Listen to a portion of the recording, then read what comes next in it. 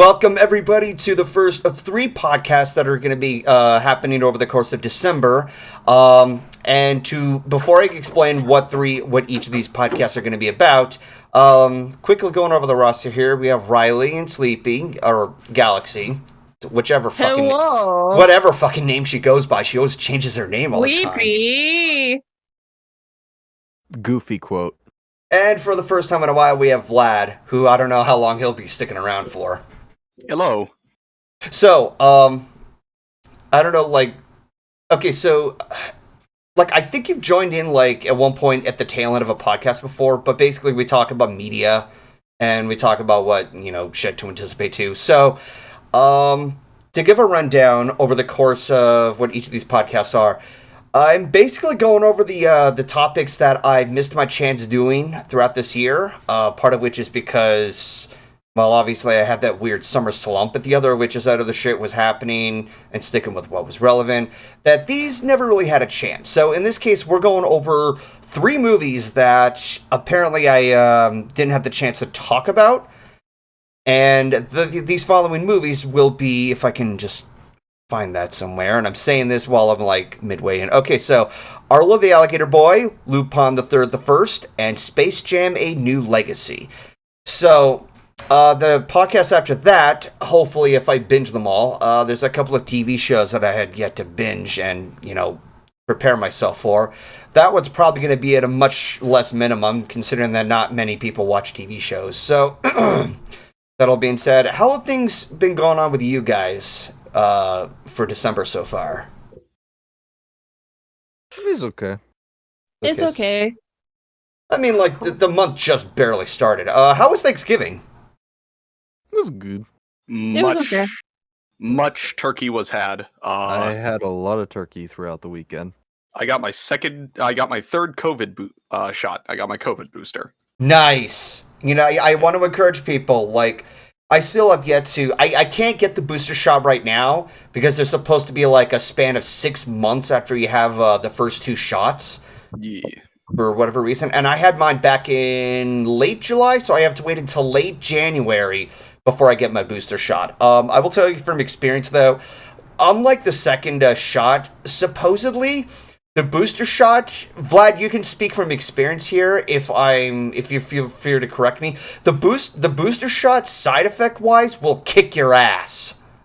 Yeah, that's how it hit my my mom and my grandmother. For me, it just, my whole left side felt like it was in perpetual pain, and at around I think 5 a.m. I woke up and I just was chills. I felt chills. No matter how many layers I put on, I felt cold. But it was not nearly as bad as the second shot, which I was in severe pain all over my body from the start of the day until 6 in the morning the next day.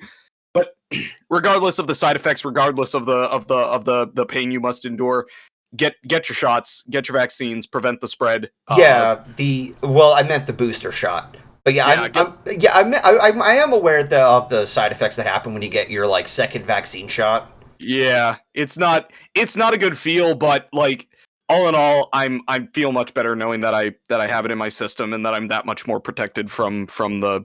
Oh, absolutely. Because my experience with having the second vaccine shot, the most that I had was mostly a head cold, and it happened to just so happened to be on a Thursday, and I'm like, fuck, I have to postpone the week before I do another gaming stream, and everybody was obviously understanding of all of it, but it was still I was still annoyed about that, because the next day after I got better, that was the day when I had to go to work later that night. I'm like, fuck. Yeah. It's not a good feel. It isn't. I don't know if I'm allowed to mention this. I think Keyframe tweeted about this. She had her booster shot a few days ago, and yet she was fucking miserable for about a day and a half. Yeah, one. Yeah, there are times where I had to sleep on the couch because she needed to take the bed. Her body, there were times when she would wake up and sweat, hoping that her fever would break, because that's the cause of the shot. Well, that's it was at the expense of the shot. So, like, I had to sleep on the couch. There are times where I was awoken, and she's got like a pounding headache. I had to drive out and get a thing of Tylenol. Like, I had to give as best support as possible. Make her chicken noodle soup. Be the nurse for her and all that shit. Forget I require chicken noodle soup. Yeah, that's the most like generic remedy that a lot of people recommend whenever you're having a sick day. It's like, yep, you got to make that chicken soup. And it works. It does. Something I do whenever I get sick, like if I ever have a cold, is that aside from having chicken noodle soup, I spice the hell out of it. Like, I put any kind of peppers in there. I put tapatio in there, Cholula sauce, Tabasco, anything. Yeah, I'm gonna feel the burn in my mouth, but it does the job like magic, because even like statistically speaking, so the reason why you feel burns whenever you're having like a thing of spice is because like your body is reacting to it in a sense where it feels like there's a sense of like heat going on, which is why it's like, oh god, my mouth is on fire sort of thing. But also the reason why it ignites like that is it's a defense mechanism from the source of spice, depending on the region. And what I mean by defense mechanism, like, it kills animals. Like, it's a particular poison. However, we as a human race are way past that, but we do deal with the burn. But bacteria can't. So in a matter of speaking, so like if depending on how you work with the spice, it can do you favors. Yeah. Pepper's basically going, no, I don't want to be eaten, monkey man, do not eat me. And then our ape brains go, haha, lol, spice feel good. I would make a fucking Dune joke right there, but most people would be like, oh, please, you're trying too hard. But yeah, so I'll, like, whenever it's around January and I have to get that booster shot, I gotta get ready to get, like, a few things of Progresso cans, if not Campbell soup cans, and just a shitload of, like, Tapatio and all that crap. Just, like, hey, man, pour it all in! Gotta get that spice. Gotta have war. Gotta have war on drugs. Yeah, let's see this. Yes, Blue Griffin, the spice must flow. So, with that in mind, are we ready to talk about the movies? Yeah. Yeah, let's go ahead and get into it. Alright, so the first on our chopping block, we have Arlo the Alligator Boy. Now, this is a movie that Keyframe introduced me to. Like, I didn't think too much about it at first. She showed me a clip, and it's a musical, like, obviously, like, the movie itself is a musical, but she showed me a musical number, and this song has forever been in my fucking head every time I think about this movie, and that is Strive for a Better Life. Now, the simple plot is that Arlo, he was born as an alligator, and he was pretty much outcast, or he was kicked out. He was born in New York City, but he roamed through the oceans until he was picked up in I think it was the Louisiana swamp. It was far south. Wanted to know who his father is. He goes on a journey, makes new friends. It's a road trip story. Like everybody has already mentioned before that, yeah, it's a road trip story. That never bothers me. You know, it's a sense of adventure. You're going somewhere. That always excites kids, so it's, you know, that's always something. But as bizarre as it looks, I mean, you got these character designs on the screen here. You got this giant woman on the left, a tiny dude sitting on top of a manfish. You got a fuzzy ball on the right with a cat. You know, you got all these bizarre characters, but they provide a charm. And I'm hearing all those notification sounds. I do apologize for that in advance. Trying to pick up where I last left off here because, Jesus, that noise was a distraction. It's like a mixture between The Princess and the Frog and Gravity Falls, if I'm not mistaken.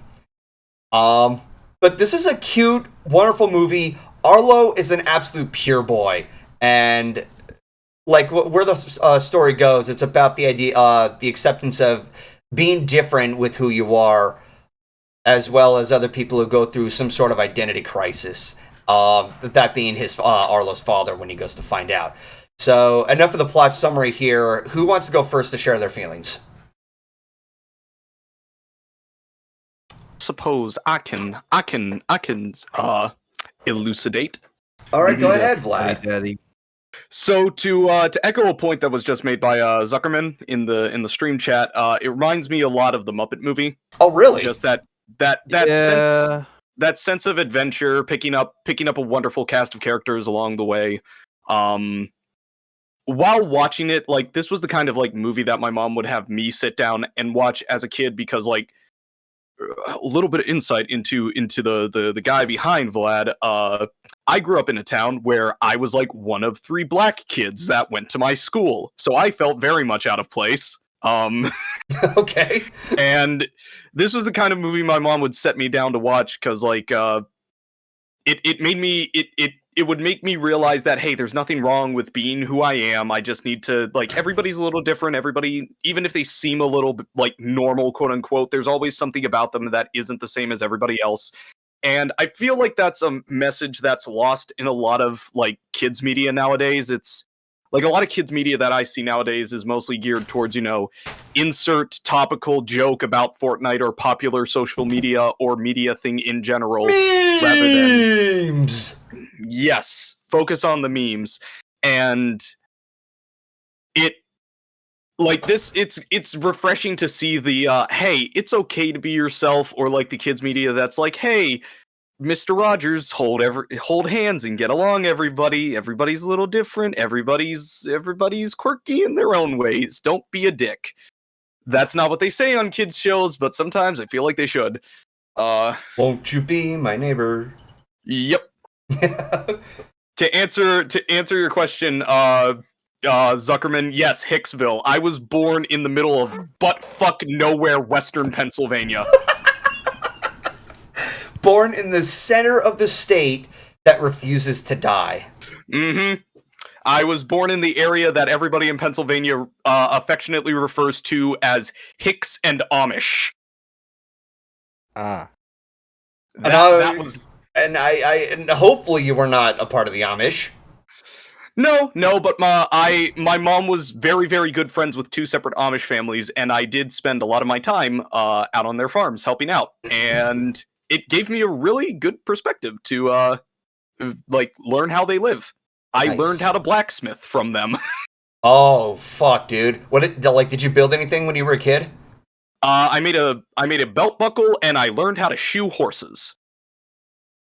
Fun. Okay then. That is something that I learned, and I can't really practice that where I live now, because I live in the middle of a city and I cannot get the required stuff to make a forge. I can't get my damn permits. I'm still surprised that you can yell as loud as you can if you live in the middle of a fucking city. That really surprises me too. But like the section of the city that I'm in, I'm pretty convinced that either my neighbors don't care that I'm here, or they're so scared of me being like the only black person in the neighborhood that they're afraid to come and like knock on my door and complain about the noise. Damn, bruh. Like it's a weird thing. But yeah, Arlo the Alligator Boy, I would highly recommend this. I'd probably put this at like a 8 out of 10. I feel like there were, like, for me personally, it's like a weird brain thing. I can't really put it into words, but I feel like there was some things that could have been done a little bit better, a little bit more clean. But definitely a recommendation. I would say anybody should watch this. I would consider this one of those things that it's too good to miss out on. You know what's also great about this movie? This is a pilot to a series that, from what I've heard, that is in the works. No, the series came out this past August. I still need to watch it. Oh, shit! Wow, I'm that far behind. Okay, all well, right. I gotta write that down. I can put that on my chopping block for the next podcast next week. Maybe we could watch it together, because I've been needing to watch it too. Absolutely. So, Ryley, would you like to go next? Wait, are you done, Vlad? Oh, yeah, sorry. I was gonna say that I was gonna pass the mic to somebody else. Hey, Ryley, what are your thoughts? Huck's microphone out wall to cause feedback. Yeah, I mean, you talk about growing up in Hicksville. I grew up in fucking New Hampshire, man.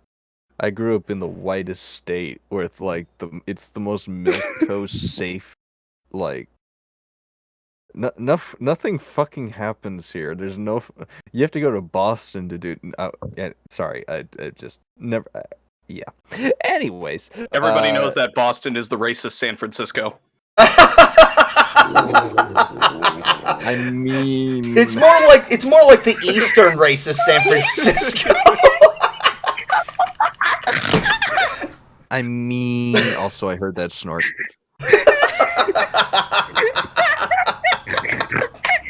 I heard it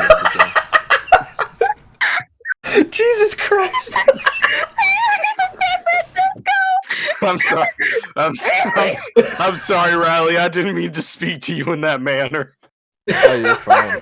I'm sorry, bro. I mean, it's not like I go around saying chowda or fucking shout ahead. But no, I actually say pronounce pop or my soda? stuff with I say soda.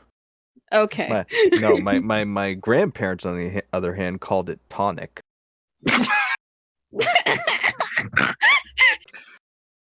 Anyways, Havdiad, use your blinker, all that. All right. So back to Arlo. Anyways, I wasn't really expecting much from this movie. I was just like, okay, it's a musical. I could go for a musical right now with some friends. And I don't know what it was about the musical numbers, but I really vibed with them and their presentation. Oh, they're groovy as hell, dude.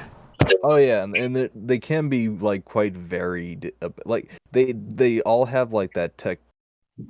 Like it's hard to describe. Like Techno? they have a bit of that techno background in some of them, but it's like EDM kind of shit. Some EDMs here and there, but it depends on the scene and stuff. Yeah.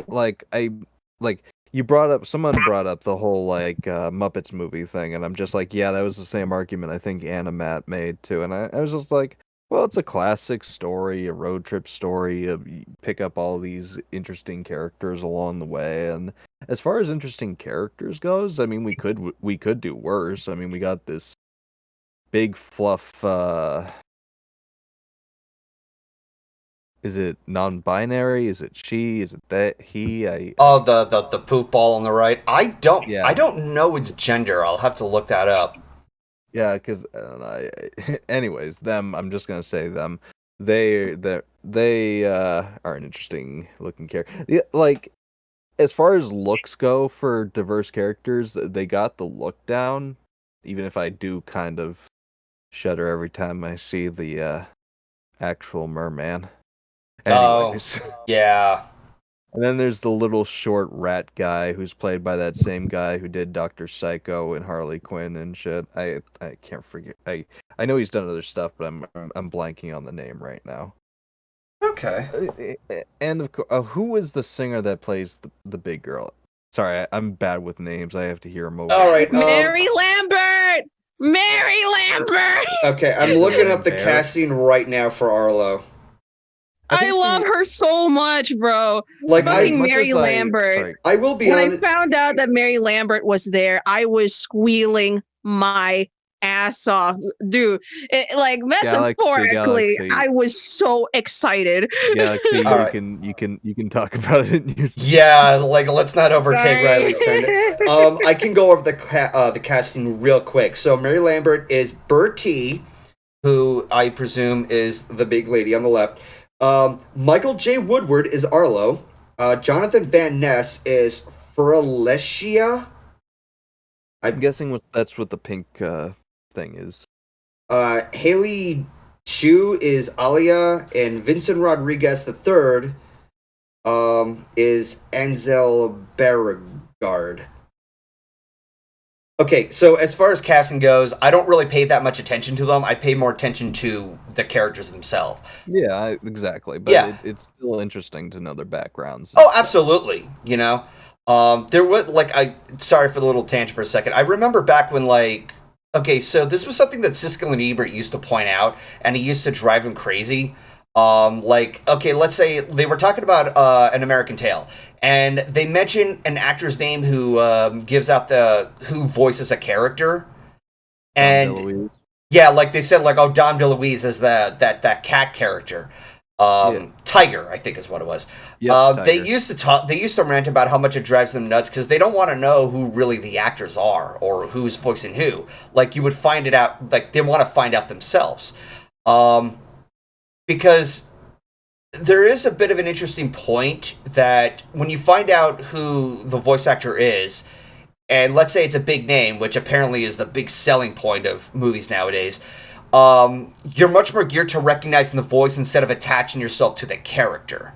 Now, that's not the same thing all the time. I mean, the whole controversy with Robin Williams as the genie. When I saw the genie, I heard the genie. I didn't think of Robin Williams, even though even though Robin was so highly recognized on voicing the genie. I've heard of the genie and not just Robin Williams. Similar thing when it came to, let's say, Matthew Broderick voicing Simba in The Lion King. I heard Simba's voice when I was watching The Lion King. You know, that's a perspective to take into account. But it's, again, sorry for the tangent here. So for whoever the voice roles are for these characters, they do a really good job on their part. And I think, like, the downside, as much as I love this film, I think, like, the problem is they don't really flesh out a lot of the background characters and stuff. Like, we get a bit of Arlo and we get a bit of the big girl, but we don't really get much else about the other characters besides, like, their most dominant personality traits, and the tiger girl in a hoodie who may or may not be a love interest at some point. I don't know. I haven't watched the series. Well, bro, that's exactly the reason why that they don't give them the character development. That was one of the things that I couldn't put into words. I know so they're doing it for the series. Yeah, and shit, but it's the we give them just enough buoyancy that they can stay above water if the film fails. But enough leeway that we can actually expound upon them in the series if it does well enough. Yeah, I mean, if you're gonna, okay, so, like, I was just AFK for just a second to pick up my food. I take it that when it came to the other characters, they don't have much development, but personality-wise, you could still get attached to them. Is that what I'm hearing? Yeah. Okay, yeah. If they do a good enough job there, and that's why, like, because I still have yet to look at. Sorry for overtaking the call, but at the very least, when it comes to, like, even just, like, until I would watch the Arlo series, I still appreciate the movie. And that's a very difficult task to pull off, because this is a pilot we're talking about here. I mean, this was like an original series by Netflix. Like, they wanted to make the movie, and then they wanted to make the TV show and stuff. So the movie was a good introduction, I think. I mean, one of the most interesting parts of the, like, stylization goes, but can also be a detriment sometimes, is like a lot of the main characters have the old pie-eyed, like, 1930s, 1940s art style and with them. You know what I mean? But the problem is it's not frequent enough. You see all these background characters and stuff like that who I swear could come out like I don't know, a Brickleberry ripoff or something. It's just like, I don't. Yeah. The art style isn't consistent for me sometimes. Understandable. But, like, I like the art style when it's shown with some of the characters, but again, it's like they'll do it for the main characters, and then all the background characters, again, you could pull them out of Brickleberry or some shit. And while somebody touch my spaghetti. So yeah, go ahead. I am interested to watch the series from what they've set up. I want to learn more about Arlo's mom, for one thing. Oh, absolutely. Like, all we know about her is that she's probably an alligator person and she has red hair. That's about it. All right then. Yeah, and then there, like, the songs in of themselves, I could watch some all shuffled and stuff like that and still enjoy them just the same without the film, honestly. Okay. Slap that on my playlist. Yee. Get that for my Spotify 2022 Wrapped. I don't know, maybe because I've watched so many other musicals this year too that I've gotten, like, I wouldn't say my love for the movie is gone or anything. It's just I've kind of died down a bit on it. Okay. Yeah, because I've been doing like other musicals, like In the Heights, Vivo. What There's a else? lot of movies I have to catch up on. There was a lot of musicals this year. I There remember. was, yeah. You know, I'm kind of glad that musicals are kind of taking the top spot again, because I remember yesteryear, and by that I mean like back when I was in like high school and such, musicals were practically non-existent, and now they skyrocketed over the past like decade or so. Yeah, then there's the Dear Evan Hansen remake. We don't talk about that. I don't know anything about that film other than its infamy. Let's just say, or the series in general, the Dear Evan Hansen in general. Let's just say that the actor is way too fucking old. I have yet to see Dear Evan Hansen, and I honestly had no interest in it. Yeah, I'll watch it if it's with a group of friends to like shit talk it while watching. Yeah, that sounds like a good rip and tear topic. Oh yeah. So, anything else, Riley? No, I'm good. All right. So, Sleepy, I believe you're the last one before me. Fire away. Galaxy. Galaxy, are you there? BRB, lol. Wait, did she type that down? Yeah. Foolish. She must be like away from keyboard right now. Okay. Foolish. All right. So, I'll give my 2 cents on the movie until she comes back. So, like I said, Key introduced me to this movie. Like, she first showed me that musical number, and that musical number is called "Strive for a Better Life." It's when when Arlo meets his father finally, and it is such a goddamn earworm. Like, it never leaves. It's so catchy. Oh, should we state what our favorite songs were? You know what? Yeah. Pardon me if I forget most of the songs, but go ahead, Riley. Maybe we should save that for after we're all done talking about and say what our favorite. You know what? Sure. You know that. Yeah, that's fair. That's fair. But yeah. So one night, I was in the middle of something, didn't think it was too important. I decided, Chrissy, she turns on the TV and she's putting on Arlo, and she's talking about it a little, like, okay, yeah, I'll give it a shot. And she knew that I would be down for it because it's a 2D animated film, and she knows how much I love 2D animation. So, taking the appreciation into account, I was like, sure, I'll go ahead and watch it. And, I'm just vibing with the movie, just enjoying what goes on. And it was a nice night that we were having together watching it. As Vlad said, it's one of those movies that I definitely recommend, especially to newcomers or like young audiences. They would definitely get a kick out of this. They have these bizarrely drawn characters, but like these oddballs, they stand out individually.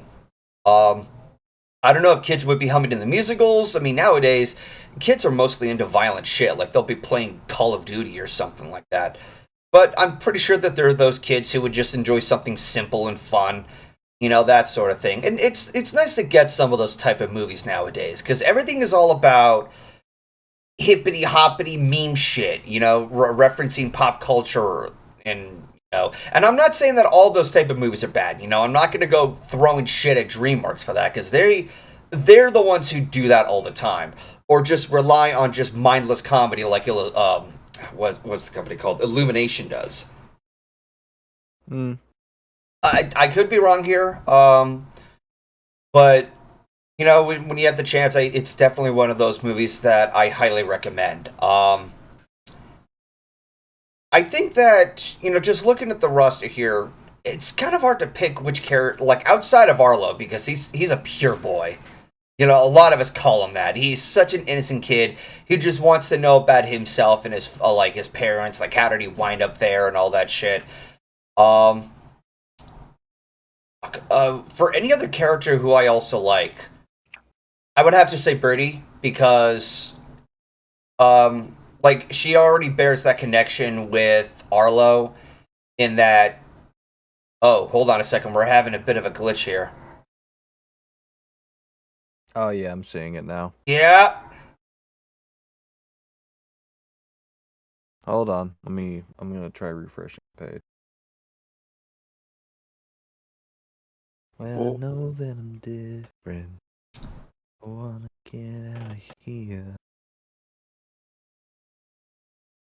Yes. Oh, we're back. Okay, there we go. Apologies for that.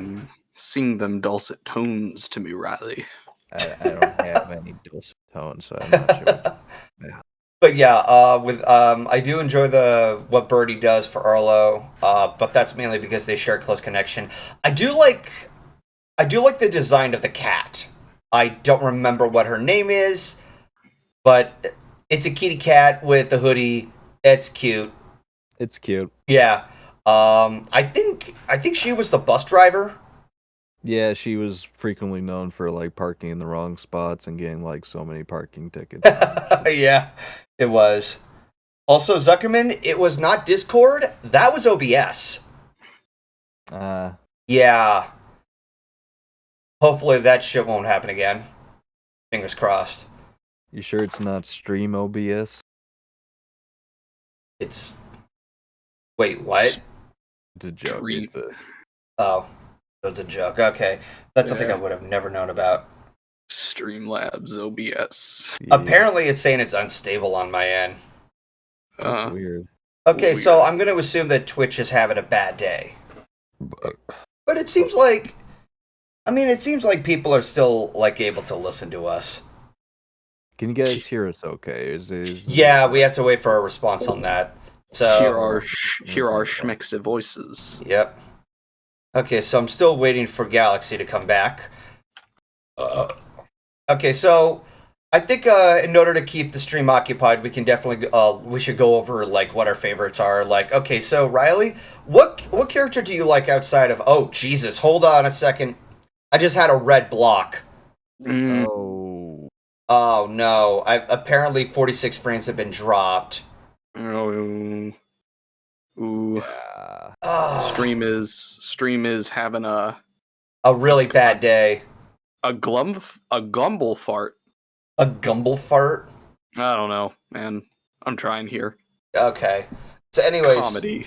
Yeah. So Ryley, what's your who are your favorite characters in this? Probably Arlo, Birdie, and honestly, as far as like fun personalities go, I guess I gotta go with the cat girl in the hoodie. Okay, yeah.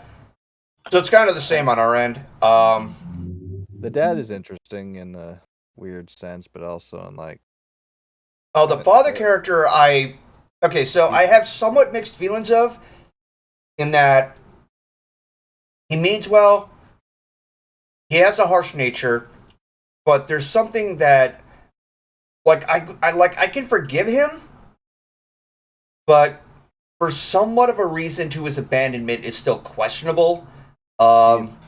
He abandoned his son for wealth and power, basically, and that's what kind of makes me kind of mixed about him.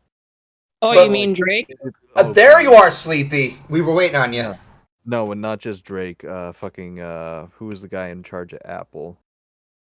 Steve Jobs. Steve Jobs, yeah. You should hear about his whole thing with his first daughter. That's a whole shit show. So yeah, Steve Jobs wasn't really a great person in real life. Yeah. He an a-hole. Yeah. Kind of he an a-hole. He's an asshole. He an a-hole. Yep. All right, so Sleepy, care to give your thoughts? Also, I want to get this out of the way. The reason why I was so excited about Mary Lambert is because I thought I heard of that voice somewhere, and then I looked at the credits, and I was so excited because that's one of my favorite vocalists of all time. Okay. And I was so happy to know that character in particular was in this was voiced by that particular artist. And that makes my serotonin skyrocket. So, what is it you like about this actress? She did one of my favorite songs, somewhat. It was I forgot. I don't want to get you copyrighted, but let's just say two of the songs were I forgot. I know the title is like, I don't care. It's Secrets! Secrets! I just remembered. Secrets! That's one of my favorite songs from her. And just the sheer fact that she was in this, it just makes me happy. Oh, also the story for this movie was very good though. Like it's very cookie cutter in terms of like, oh, this guy, there's this main character who wants to see the world and see the quest to find his son, to find his father, blah blah blah blah blah. And it's pretty good. I like how they basically tried to make it look simple and cute at the same time, like the characters itself. Like they're so wholesome to their advantage. Absolutely. Especially the supposed gay character. Oh, the fuzzball on the right. Yeah. He's just like, yeah. So I'm guessing, I love him. Okay, so I'm guessing that's one of your favorite characters in this? Aside from Arlo? Arlo, the Mary Lambert character, and the cat character. Oh, and Arlo. Arlo's good. I think the actor also did some shit for the voice. I'm just going to say it right now. Everybody fucking loves Arlo. Yeah, He's such a pure Arlo's boy. good. He's a so wholesome pure. boy. Must protect. He's like Must a fin. protect boy. Yeah, pretty much. All he wants to do is be loved. Yep. Vlad, since you haven't gone yet, who's your favorite character? Like, aside from Arlo, who's your favorite character in the movie? Marcellus, Marcellus. Who's Marcellus? the fish. Oh, okay. What do you like about him? Marcellus is so... He's an asshole. I can't. I mean, yeah. He's prideful, he's arrogant, he's negative, he's cynical, he's a dick, and I love it. I can't. So the little shit characters. I can boil it down to one quote from Marcellus: "Children are monsters, all of them." I love Marcellus because I vibe with him. Children are monsters, all of them. I do vibe with this universe. I see you as that flaming flying stand head from that one episode of Gravity Falls. You know what I'm talking about? Yeah. It says, I eat kids. Listen, Marcellus likes scaring people. That's the kind of guy I can fuck with, alright? Just terrifying people for no reason other than, like, just fuck you. I can roll with that. I also like Teeny Tiny Tony, because little scam artist elf boy is pretty based. Yeah. All right. And then of course, Arlo is pure and perfect, and everybody Pure needs boy. to protect him. Yeah. Absolutely. All right, so moving on to the big question from each of you, for whoever chooses to go first. What is your favorite musical number in this film? Like, which song stands out to you the most? Follow Me Home. Follow Me Home. Okay, what song was that? Hey, Def. Hi, Def. Oh, Deb, hi! How are you? We were just talking about Arlo. Yep. Yes, good movie. Yep. Good fucking movie. That heel turn. We were just about to ask our favorite musical number, but also let's put a pin on that for once again. Def, who are your favorite characters with Arlo and excuse me. Obviously Arlo. I forgot the other chick's name. The big chick that Birdie? really ends up yes, Birdie. Birdie, I love her. I think the other character that I liked, and the reason I still am very I pretty much like this character because of the big pricing change they did with it, was obviously Arlo's dad. Oh, okay. Yeah, because we've already gotten into spoiler territory, right? We kind of did. I've been mixed about him. Like he pretty much abandoned Arlo as a baby, and then he kicked him out after he found him again. Like, he did it with the best intentions. Not like, I hate you, son, get out. But, like, try to, like, encourage him to, you know, do successful on his own terms. But his abandonment actions are so difficult to forgive. And somehow I still do, because of what he does at the end to help Arlo when he's getting captured. Yeah, that part That's does kind of really paint a bad light to him. But I think what I like is that they don't portray him as the stereotypical like abandonment father you usually would see, like, oh, he's a dickhead, oh, he doesn't really care for Arlo. Because, despite all of that, you could definitely tell he does care for Arlo, and even he seems rather surprised that Arlo would still come after him, because, usually 50-50 when it comes to children who are abandoned by their parents. They either A, want to approach them and just know the reasons why, or they want nothing to do with them. And in Arlo's case, he just wanted to reunite with him. Understandable. Alright, so finally unpinning this again. So for whoever decides to go first, what is your favorite musical number? What stands out to you?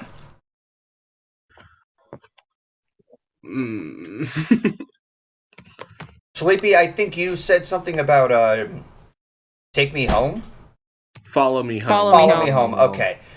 So when was that one again? My memory's a little fuzzy on the movie, but I had a very good impression about it and I wanted to talk about it. That was in the part where Birdie and Arlo start to bond one another. In particular, when Arlo... At the beach. Yeah, at the beach scene, where Arlo where tries they're dancing to in the ocean. Okay. Yeah. And Arlo's trying to get Birdie to finally just open up about what she's gone through, and Birdie's still reluctant. Yeah. I resonate with it. But also, I like the actress from it. Of course you do. I could also imagine Vlad being happy at how the song ends, because the fish guy is like, okay, can we go back to sleep now? Yeah. All right. I gotta say that my favorite song is probably Beyond These Walls. Okay. That's kind of a mood for me, honestly. Aww. So I like listening to it. Yeah. That's a mood. Second place would probably be like Follow Me Home. Or Follow Me Home. And honestly, Right There With You is probably an underrated song as far as the soundtrack goes, because it's that song you hear when they're going through the city. It's supposed to be like a montage of them. And it's got that nice EDM techno beat to it that, like, listening to is just like I really should add it to my vibing list, honestly. Okay. Vlad, how about you? I think he's still at AFK. Oh, oof. He's also AFK. We're having some awkward silences here. All right, so I'll try to fill in the void and answer my question. This is mainly because the song never leaves my head, and it's a song that I always come to after watching the movie, and that is Strive for a Better Life. So this one includes hip-hop lyrics that mixes with somewhat of a, like a pop sort of mix to it? Yeah. Yeah. This is one of the rare occasions where they pull off hip-hop pretty well. Like, it doesn't seem like it's trying too hard. It works in the context of the narrative of the father telling about himself and sharing some things with Arlo, like, check out this hat, it was made in Berlin, and stuff like that. Like, he's having, like, a close connection. And they did it in this hip-hop sort of style to it, and I think it works. It feels like I said, it feels like a conversation or a discussion, and not, trying to work with hip-hop lyrics for the sake of being hip, because I have more to say that in a later film whenever we move on to that topic. But until then, Deafhorse would kind of get the idea. You're kind of I'm guessing you're at a blank here. We don't know what the podcast is about because you joined in here.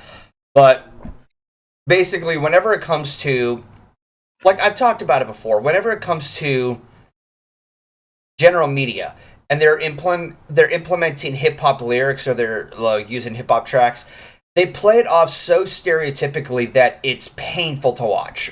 Because it feels like they're trying too hard to show off. And it irritates me. Because I know that hip-hop deserves better than just having this egocentric sort of attitude or sort of vibe that they put into it. Because listening to actual, like, certain hip-hop songs, depending on what they're about, they could talk about some really fucking heavy subjects, like, what's it called? Runaway Love from Ludacris, or We Made It from Busta Rhymes with Linkin Park. And many of Kendrick Lamar's songs, I can pretty much add to that. Yeah. Yeah. So there's more that you can bring to the genre, but I hate how they stereotyped it with having this egocentric sort of attitude that just it drives me crazy. And I can't imagine how some people can take that personal based on whatever culture they grow up in. I think it deserves better.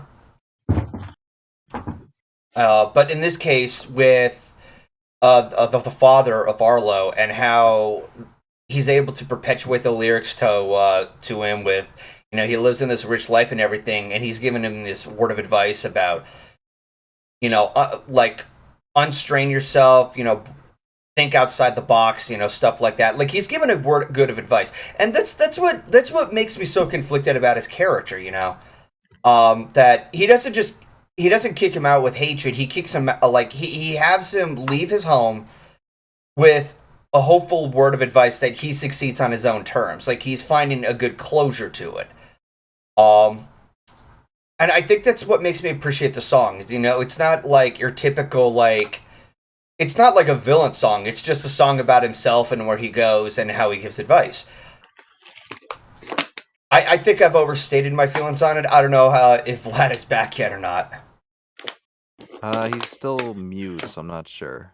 I can probably give my 2 cents on some of the songs that I've listened to from the movie. Yeah, go ahead. Usually, I'm very picky when it comes to musicals. I'm a picky mofo when it comes to with music in general, as you can probably tell. But Arlo was probably one of the few times I've ever seen a movie where the music is consistently good. There is never a single song in this movie where it just makes me go, I probably put it there for filler. Oh, they just made that song for the sake of just trying to be hip and trendy. Even the electro pop and hip hop moments that come in, like in personally my favorite one, Wash the Hurt Away, it just feels fucking right. And you can definitely tell they put as much effort with the song, so much effort in the songs that, yeah, they put a lot of effort in the songs. I don't know why I was trying to say that and anything else, because the movie itself is great. Huh? That's Wait, a what? depression song. It has nothing to do with that. It totally has nothing to do with the fact that I like sad music. But on another note, Follow Me Home, obviously the big contender for being the best song out of the movie, just because it's so damn catchy and just so damn relatable. Somewhat. Mary Lambert just nails it too, and I keep forgetting. Yes! The fact that I forgot who she was kind of surprises me. Because I loved, I think it was called Secrets, one of her big hit singles. So I'm actually surprised that I didn't realize this was the same He gets it. Ow! I actually broke a bone. Ow. Oh my god. Okay. He gets it. Ow! Oh my god, why do I... Stop hurting yourself! I was trying to point at you physically, and then every time I try to do the point, okay, now it's he gets it. Ow! Fuck! You're making it worse for yourself. Stop, just stop. Okay, it's clear. He gets it. Okay, there you go. Now I can do it. He gets it. There you go. I did it. All right then. I tried to do the meme where it's like, see, he gets it. Oh, now when I do it now, it's like, it doesn't hurt anymore. Okay. Okay, so Vlad is still not back. I don't know if he has any feelings on any of the musicals. I will say that I definitely... West Virginia. I'm sorry? West Virginia. What about West Virginia? Country road, take me home.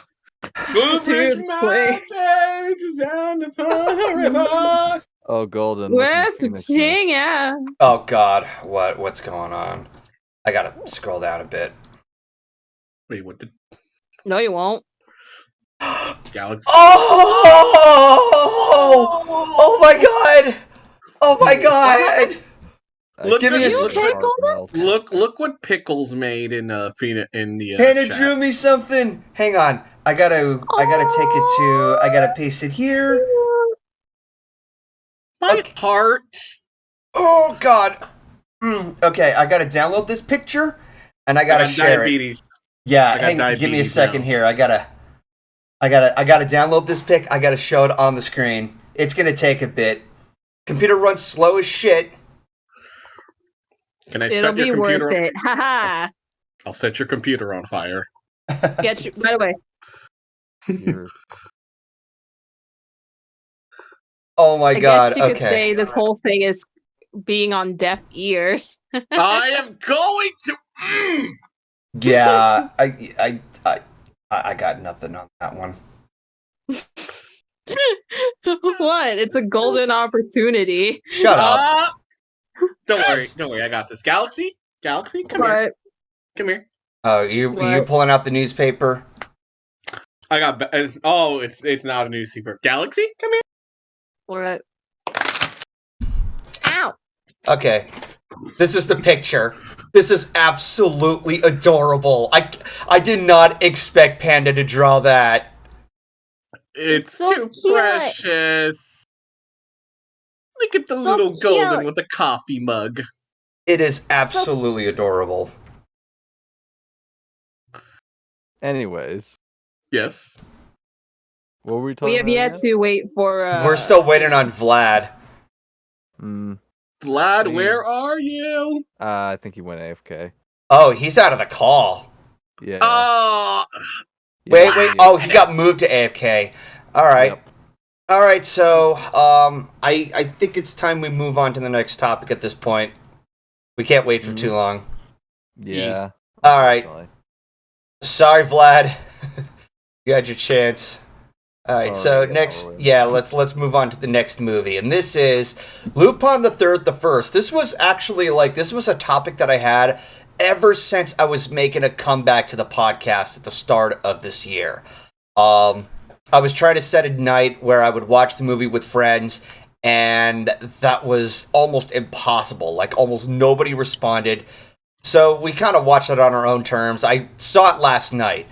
And I was like, okay, so Keyframe is a big fan of Lupin. And her friends are also a fan of this. She talked about this a lot. Also, Yes? in case you're watching, hi Abby. Oh, nice. of Because course. I have a feeling that Abby might watch this, but I'm not sure. Considering like 75% of her Twitter is like retweeting Zenigata from Lupin. Yeah. All right, so so this was on my to-do list for a while, and I wanted to make the right time for it. So, I can only say from experience that this is probably the only thing I've watched Lupin-wise. Anything prior to that, from Castle of Cagliostro, however you say that name, Cagliostro. Cagliostro. Cagliostro. I haven't seen that. I haven't watched the anime. But from the experience of watching this movie, it has a lot going for it. It has, like, expression-wise, it has a lot of style going for it. Like, they somehow managed to match the expressions in anime in such dramatic ways without making it feel forced or like, oh, look at us, we're trying to recreate it. No, they just somehow made it look so organic in terms of their expressions and just how they bounced off each other. And story-wise, there's a whole big thing of like the world is a threat. There's Nazis involved. You know, this is like World War II shit. Like supposedly this takes place sometime after World War II, but they have a lot of references to it. So this feels like an anime version of Indiana Jones with more of a detective noir sort of feel to it, with a lot of guns and explosions. So. Pardon me. With that said, anybody want to share their thoughts? Let's see. I guess I'll get mine out of the way because, well, Vlad and I were talking about this earlier. I'm not really a huge Lupin fan. Like, I've watched it on occasion, like when I think it was on like Toonami and stuff, and I liked it enough. I just like I get the appeal of the series. Like I get the whole dynamic of Lupin being like this master thief and his right hand man Jigen, and then there's the samurai who's very devoted to his sword. And then there's Zenigata, who chases them all over the world and stuff. And then there's what's her name, the femme fatale. It's a classic, good good trope, good cast of characters and what they got going. Yee. Okay. I like the film. I was surprised with how good the CG is because, I mean, it's like Japanese CG can be kind of mixed sometimes. Where sometimes it feels like, oh, you got like Square Enix and their high level CG, and then you'll have like, what was that show that came out this past year, X-Arm or whatever it was. Yeah, I think I know what you're talking about. And it's just like, so I was kind of worried about how, and then, honestly, I what level would you guys put this at in comparison to like Western studios and stuff like that? Oh, that's a tough question to answer. I'm capable of looking at it on its own terms, but when you compare it to others, I feel like you're comparing apples and oranges. They work well in their own ways. Like, as much as I love films from Phil Lord and Chris Miller, they're like apples compared to oranges with Pixar. You know, they do a great job in their own ways. Their own stuff going. Yeah. Welcome back to the land of the living, Vlad. We're talking about Lupin III the First. I am so sorry. I had to deal with a thing. That's okay. Same. Yeah, cool. I had to eat somewhere earlier, so you. I guess my only complaint with the animation is that it worked well sometimes, but in others, like, there was a couple guys. Can we spoil, by the way? Are we allowed to spoil? Might as well. It's been out for about a year. Why? Oh, why did they involve the fucking Nazis? They evolved. Because Why do they evolve what? I mean, why did they Nazi. involve the Nazis? You have nuts. Okay, you got it. And I'm not sure what time period this is supposed to come out. Like, they said more than a decade, but we don't know if that came out during the actual World War II or afterwards. Or some Well, crap. I mean, at the very end, there was a clever twist of Lupin disguising himself as Hitler, as if he that was the scene that broke me. That scene broke me. I bursted out laughing when they made it entirely clear that Lupin, that obviously the Hitler that they encounter, that they're talking to, is just Lupin, and that the whole supposed Hitler is in Argentina, which is actually a very bizarre rumor. Yeah, the that whole Hitler boys apparently in is Brazil alive type in of Argentina. Thing, yeah. That and also Joseph Mengele, the Angel of Death, but that's another story for another day. But what I love about that twist is that they do that and they just go, oh, by the way, that was actually Interpol's little trick to pull real Nazis out of hiding, just so they could think their precious Führer was still alive. Which, nope, your little Führer died in 1945 in Germany. Haha, you're going to jail. Did he shoot himself or like take poison? I can't remember. I think he took no. I think most of his associates took cyanide, but if I remember correctly, he and Eva took cyanide and then shot themselves. Yep. Gotta double tap. Gotta make sure it takes. Yeah, he first tested it on the dog. Yeah. Yeah, they did it on the dog. They tested it on Blondie, their pets. It's just like they really had to go the Godwin's Law route. They really had to go Godwin's Law, really. Yeah. I mean, if they're gonna use shitty criminals, might as well apparently use the Nazis. I mean, Indiana Jones did that. I never minded that. I mean, that's part of the reason why I want used fucking Nazis. That's part of the reason why I got so invested in watching Inglourious Bastards. Because I felt no sympathy when they got their heads beat the shit out of with the baseball bat and everything. So that was catharsis by proxy, basically. Yeah, pretty much. Yeah. And it's also more hilarious that, like, oh, you're going to get rid of that Nazi badge because now you regret it, don't you? Well, I think we could fix that. And they carved the Nazi sign on their forehead. Yeah. Yikes. Lupin. Okay. It's like, well, we're going in like terms right now. Turns, yeah. like sometimes the character designs work, like on Lupin the others, but sometimes I got like, I don't know, the background characters just didn't mesh well with them, and it's really noticeable when they're in 3D. And like you got Lupin with his very distinct eyes and look to his face and stuff, and then you have this Disney-looking girl who's supposed to be like one of the main leads, stuff like that. So it was just, there was a bit of a clash sometimes with some of the other characters versus like. Def, I think you may want to do something about the dog. He did. Okay. There was a bit of a clash from like weird art style difference with some of the background characters and side characters that weren't obviously like Lupin mainstays stuff.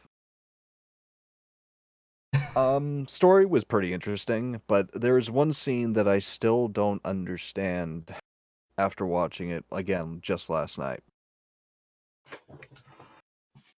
Why did that one professor, the guy who's like a archaeologist or some shit trying to get a hold of the weapon, why did he suddenly just crown himself king of the world, king shit of Dick Mountain on top of the weapon, when his like supposed superior officer is standing right there, who's younger, bigger, stronger, and has a gun?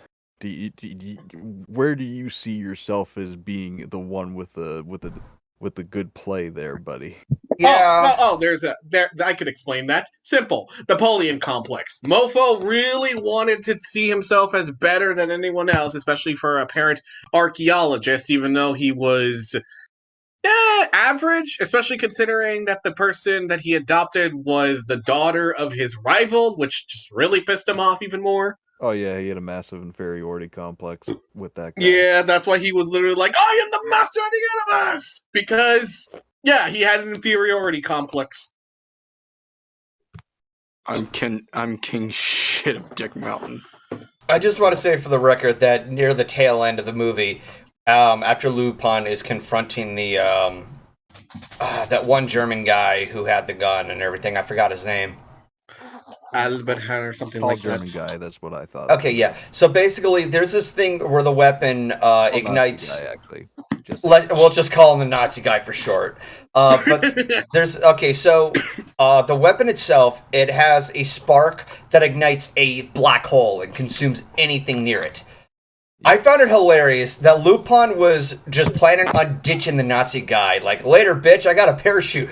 But then he pulls him back, and that thing is, like, fully ignited. And just the very fact that Lupin was going to ditch him in the first place before it just, like, backfired. I just think that's utterly hilarious. Go ahead. Maybe my knowledge of black holes is, like, mistaken or limited. But I believe you can't just open up a black hole right in, like, next to the planet and just have it shut off like that. I kind of call bullshit on that, honestly.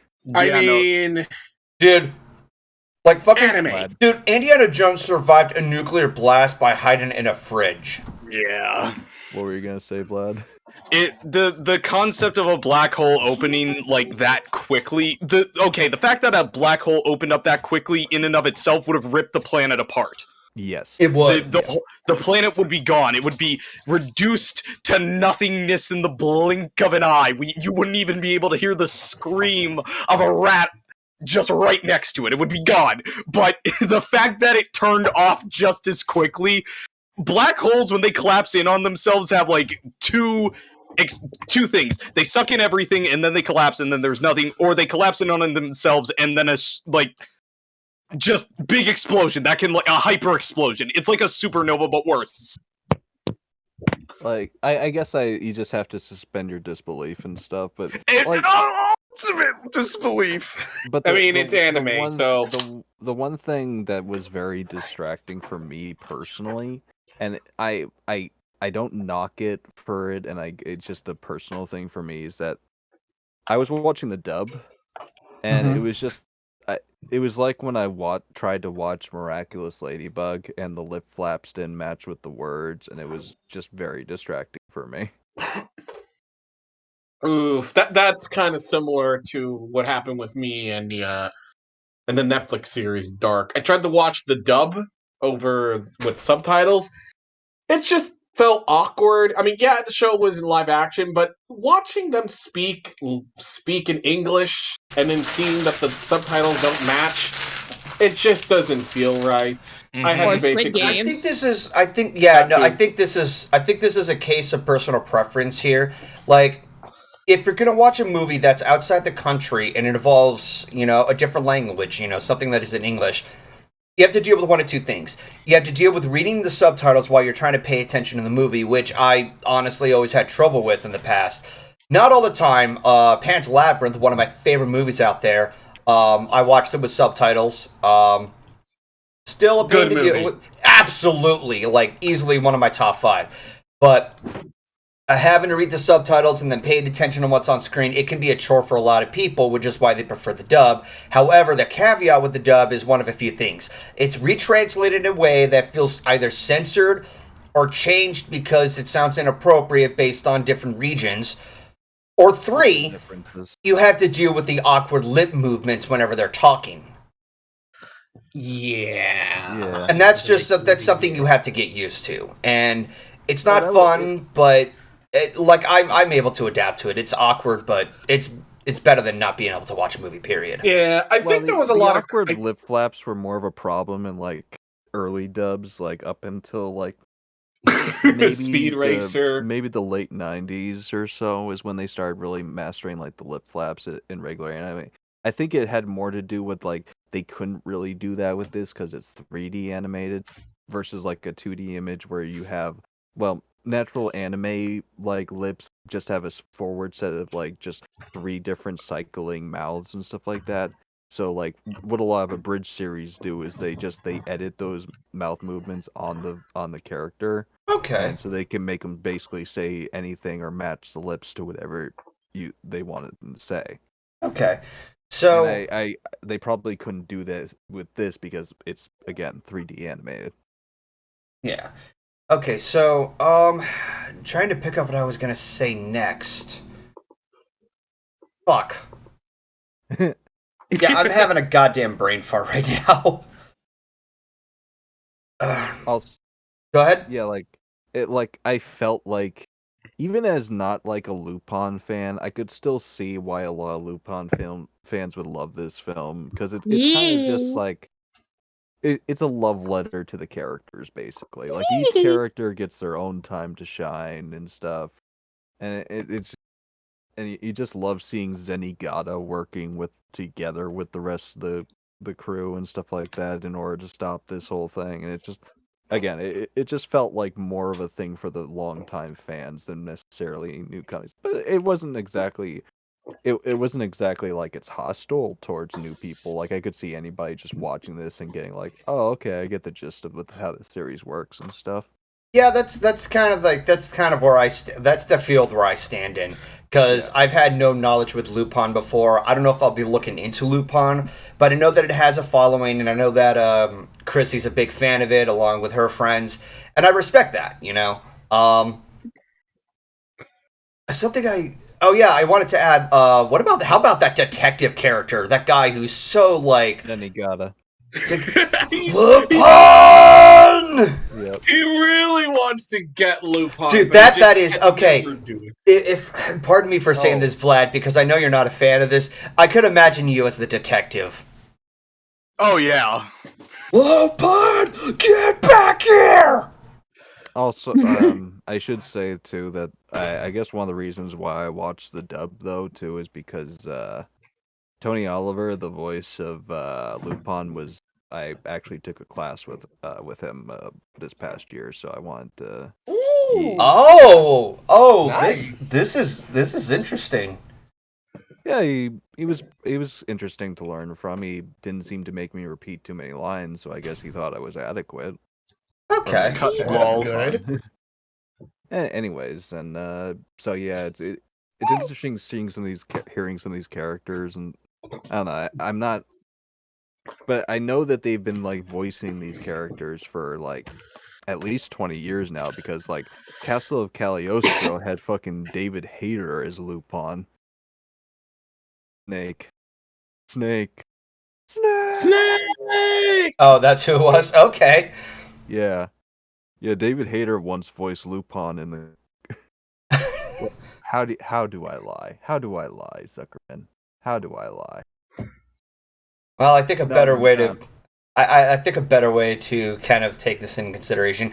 The more you know. The more you know.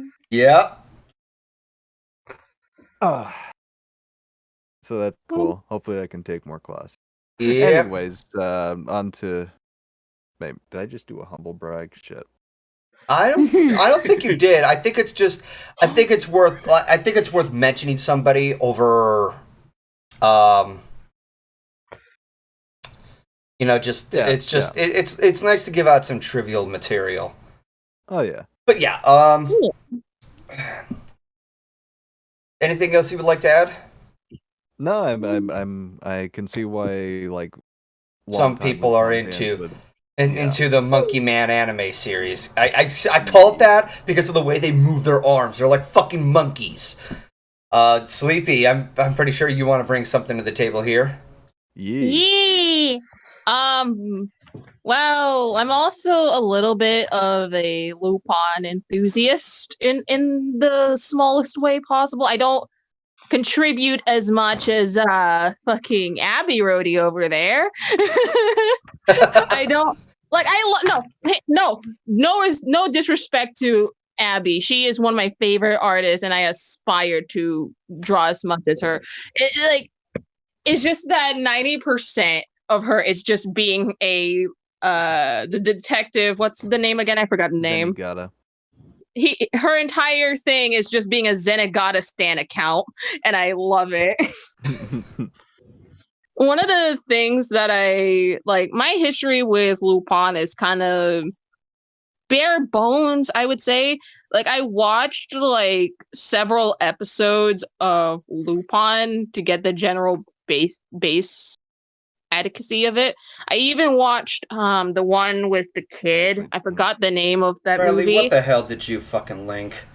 You can delete that. Actually, I did a wrong type of link. But yeah. This movie though, oh my god, they did the crisp 3D animation when it comes to like the movement. I just thought that. Well, then again, you really can't just fuck up Lupin the Third in terms of the animation. But the animation for Lupin the Third, the First is just beautiful. Like the scenery, the mouth movements, even though the lip flaps are kind of, like Ryley said, it's not that great. Still, it works well with the CG animation for this movie. And I love how there were so many what's it called? I love how there's so many times where there were I love the story, although the grandfather is a piece of shit. I do not like him. Oh, absolutely. Oh yeah, the grandfather is a piece of shit. Like, you can see how he has some, and some being the minor keyword here, because it's like it's like a little droplet of how much he gave a shit about his grandchild. It's like, okay, that's the part that also makes me feel conflicted. Like right at the end, he jumps into the gunfire from the Nazi soldier, and his last bit is just like, he's like, I don't know, like he had a care for her this whole time. Like, did you though? No, you don't, you piece of shit. You literally said that you were a pawn, that she was a pawn for your whole entire shtick. Not to mention, you mean to tell me that you now gave a shit? Not to mention, you ripped apart the university invitation that she wanted to go to. Yeah. And it's like, you ungrateful son of a bitch. Do you have any idea? And it, like, she said he said that to her, and I'm like, what the fuck? What kind of grandfather are you? Aren't you supposed to be supportive? Here's the thing, like, you can still be a piece of shit and have some kind of attachment to somebody. Well, yes. No, here's the thing. But there's that no could payoff. be the case. That could be the case. However, a piece of shit kind of like person wouldn't rip apart your entire fucking college invitation, now would they?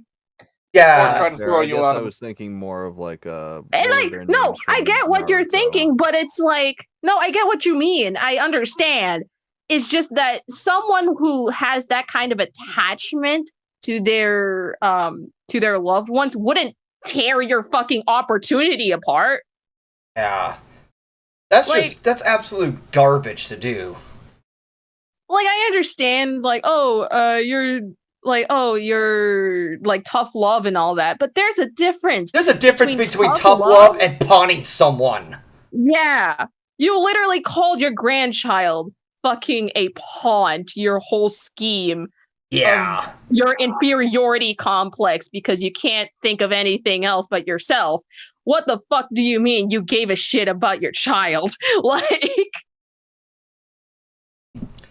you want to talk about caring about your child? Okay, don't rip apart their opportunity for their college. How about that? Yeah, if anything, I found it extremely cathartic when the young German soldier was just taking, the young Nazi guy was taking the old man and just throwing him all over the place while the girl was being held hostage. I keep forgetting character names. Tatia or something? No, Letitia. Yeah, Letitia was being held hostage by the grandfather, and the grandfather was being tossed all over the place. I'm like, you know what? He kind of deserved it. Like, I don't know what to feel other than just like, yeah, beat the shit out of him. But the Nazi soldier was also another antagonist, so it's two bad guys fighting each other over a scrap of meat at the end of the day. Yeah. I thought that maybe I would root for the character at first, but I'm just like, I had to remind myself, oh, he's a Nazi. Yeah. I still found it hilarious that when it was left up to both the Nazi soldier and Lupin's like, later, bitch. He was about to take off the parachute, and he just pulls it back, like, no, fucker, and the black hole is being built. Yeah. But sorry, go on ahead. It's just the grandfather pisses me off a lot because you think that he would just be like, oh, I'm so proud of you for stealing something, kind of like a con artist kind of thing. No, it's not like that. It's just, how dare you? You're so ungrateful. I let you do this because you were under my regime. You were the puppet for my strings. Like, no. If you think you care about your daughter, then why the fuck do you do this?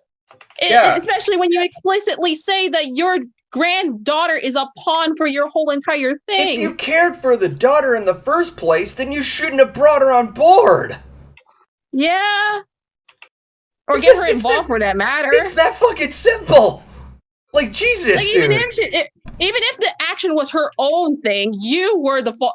You were at guilty because you were in association with that action. You are the fucking root problem, you little shit. You old fart. Yeah. But the story is good overall, honestly. I love how Lupin's charm is still all over the place. Absolutely. In the best way possible. It is. I can't really explain how like this is the best way to recommend if anybody wants to get involved into Lupin.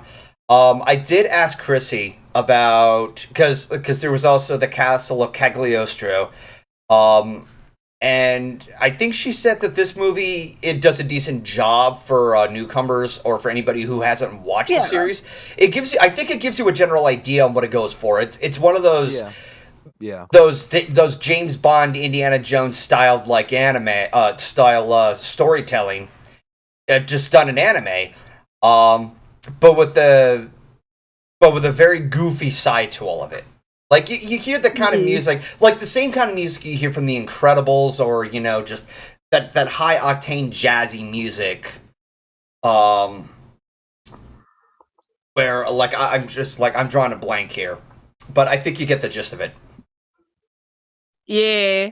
Yeah. As someone who just got back into Lupin, I deeply appreciate the effort they put into this show, into this movie. Yeah, even though the lip flaps are kind of. The dubbing is something you would have to get used to if you're watching the dub. Like I said, there was only so much they could do because they were working with 3D anime. But no, it's kind of similar to Squid Games. I remember seeing like TikToks of how they gave a lot of shit to the people at the dubbing system because of the fact that they literally were just like, "You're about to die," and and then the translation for it is not even there, but the lip flaps kind of, yeah, like you have this like really emotional build up to something, and then the dub translator is basically just like, "You're gonna die." Basically, the only way I could get one of the ways to help me through it was that I just wouldn't look at their mouths while they were talking, and that basically helped with it. Yeah. It's something, like I said, it's something that you would have to get used to. Actually, I do remember, okay, so this has been spoofed around online and such. How many of you remember Kung Pao Into the Fist? I love that movie. I do too. They make fun of the lip syncing. They make fun of the lip syncing so much that, like, somewhere around the beginning, when the Chosen One walks by, there's two guys, and one of them asks, "Who is he?" And the other one is just like, he's moving his lips and everything, and after it, like a pocket of silence, "I don't know." And it's just, it does. It's like, "Who's he?" Lips are moving. "I don't know."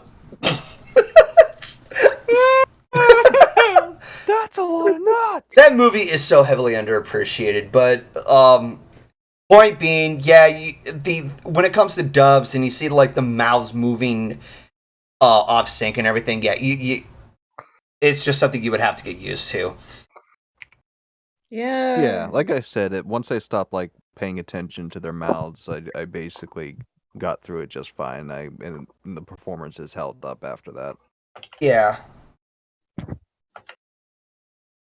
Okay, so I'm pretty sure that Vlad doesn't really have anything to offer here. I mean, I can offer some perspective as a dude who doesn't really pay attention to Okay.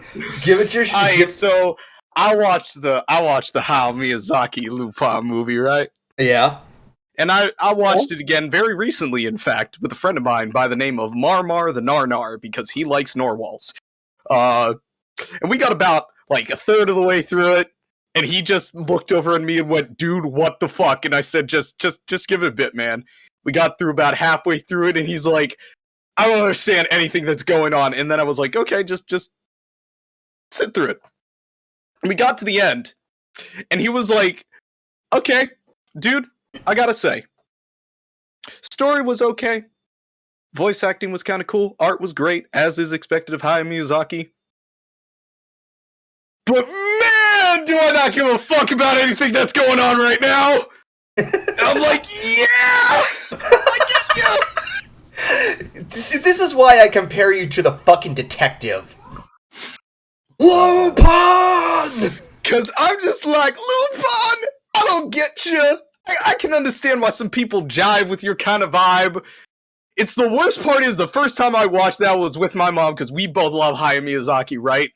Yeah. And the woman just sat there with this sternest glare I've ever seen anybody give anything. Just with the nose upturned, eyes squinted. Like she didn't understand a damn thing that she saw. And I recently watched this. Like me and my friend Marmar watched this like a week ago together, right? Mm-hmm. And I don't get it. I don't know if that means I'm old or dumb, but I don't get it. I don't. I can understand why people like it, okay? And seeing the trailers and seeing everybody like screaming about Jigen and whatever the fuck, dude who walks around, swordsman, honor, Samurai bullshit, guy, Bushido yeah. Dude. The Bushido boy, or whatever the fuck his name is. Bushido boy.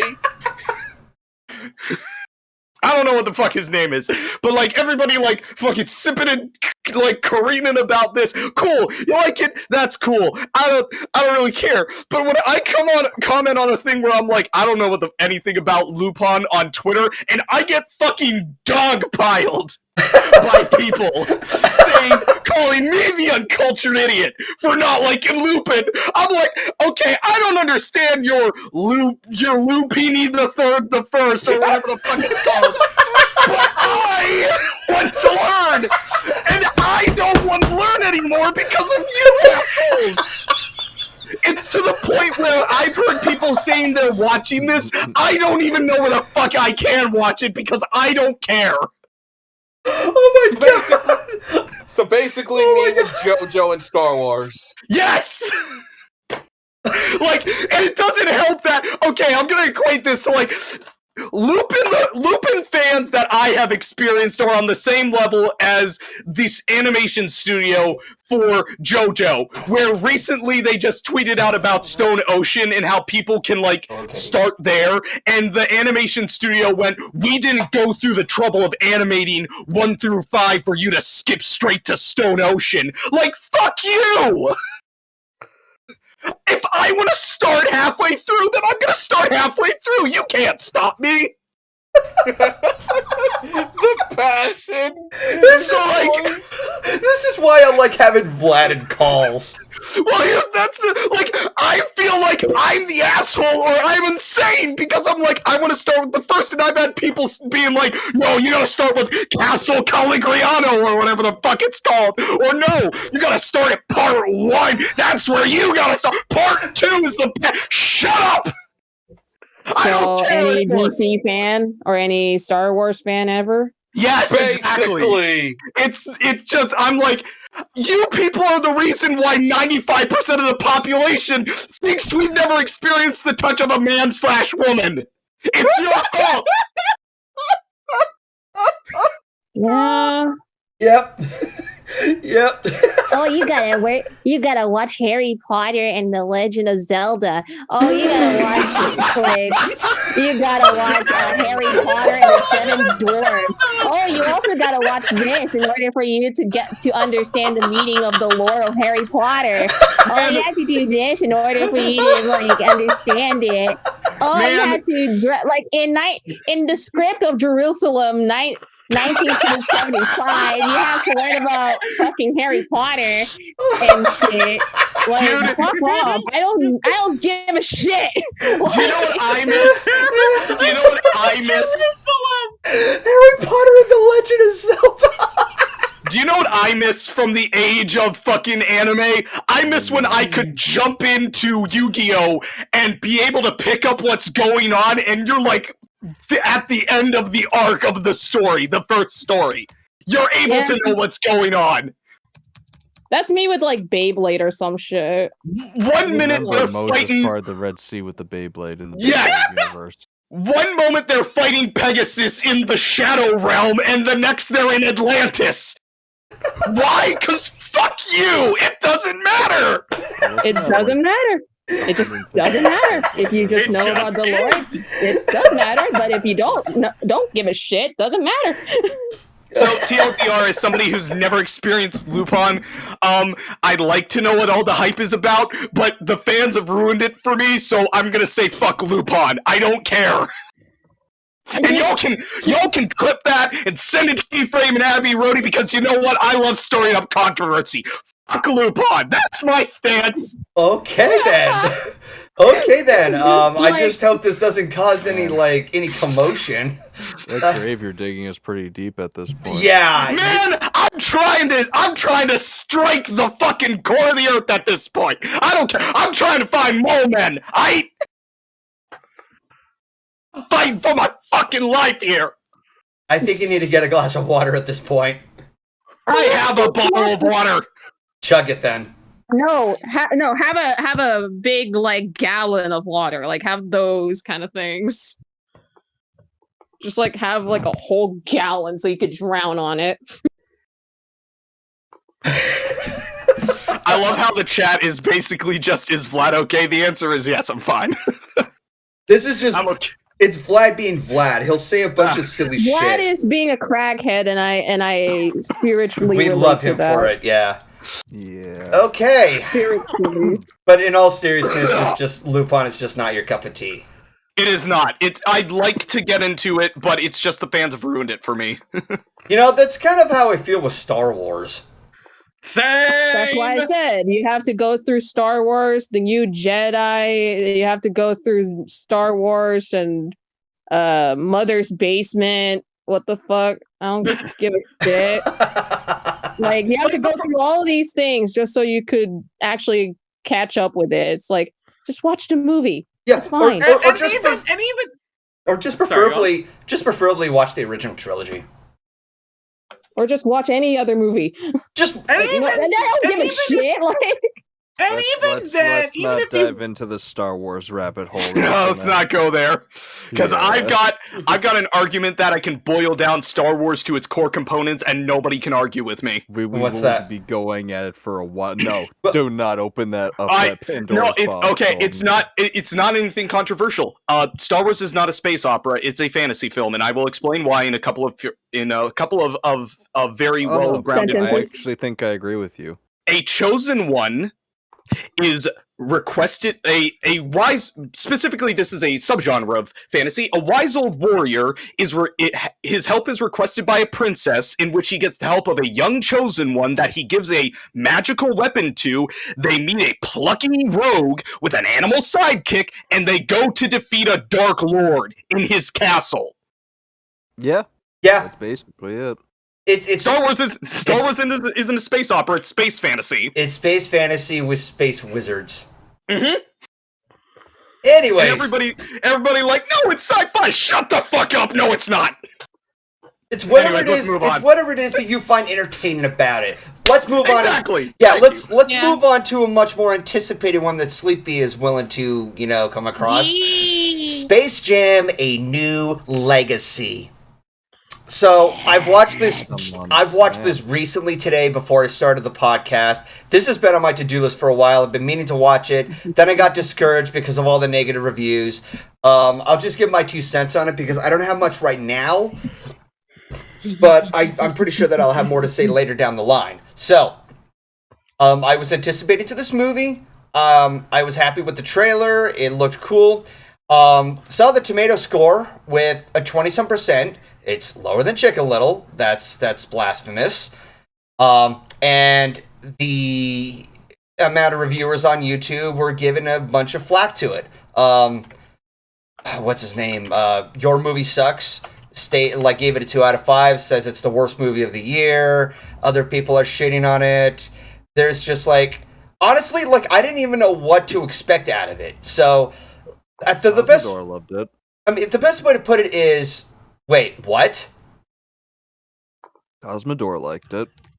Who cares about Cosmodor? That dude's a creep. Oh no, sorry, not Cosmodor. What I think Cosmodor. Cosmonaut Marcus. Okay then. Why did I think Cosmodor? No, I'm just gonna say this. Would you even think of So Cosmodor? no, hold up. I will only say in 2 words from Sprocket. Stay gone.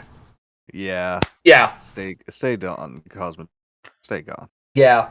So, anyways, finally, after watching this movie, what the fuck were people expecting? It's okay, the first movie was an 1.5-hour shoe commercial. That's pretty much what this movie is, but they try to put a little more into the story between LeBron James and one of his kids about what footsteps to follow and not respecting their boundaries. And I think they tackled on that pretty, it was a lot more straightforward. Could it have been done better? Maybe. But I was heavily entertained. When I came into this movie, I knew it was going to be stupid. I knew it was going to be I knew that it wasn't going to reach the top tiers of I don't know, something that would win Academy Awards or some shit like that. It's a silly film that you turn your brain off and just enjoy the flow of the story. That's what it comes down to. And it did just that. I thought this movie was okay. I thought it did its job. It was like, it was like,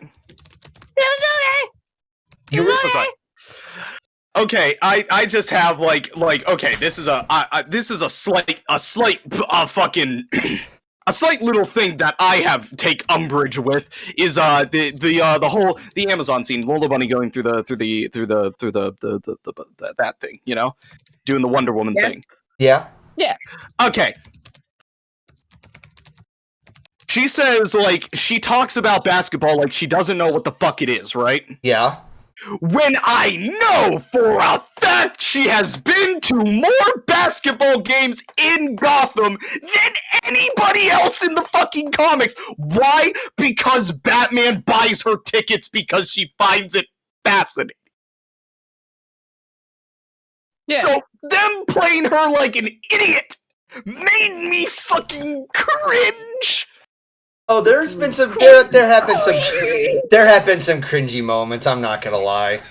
That's how I felt, but like that's just the one thing I took umbrage with. But yeah, no, I felt that it was serviceable in its whole, parents need to listen to their children type of story that's been told ad nauseum 50,000 times. Yeah. 50,000 times. Yeah. Yeah. The 150-50. The 150, 50, 60, 50 litty times. To the third. Power. To the 4th degree of the 90-degree angle plus the 180 You're giving angle. us too much power. Now with new funky mode. Yeah. Too much Now power. with new 1080p remake remaster With Dante from Devil May Cry. So here's a question here. Do you think that LeBron James acting was better than Michael Jordan was back in? No. Okay. No. Okay. Golden.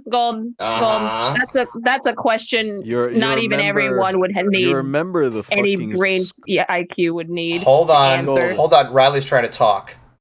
You remember the fucking scream he made in Space Jam 2 on his way to like Looney Tunes Yeah. .net or whatever?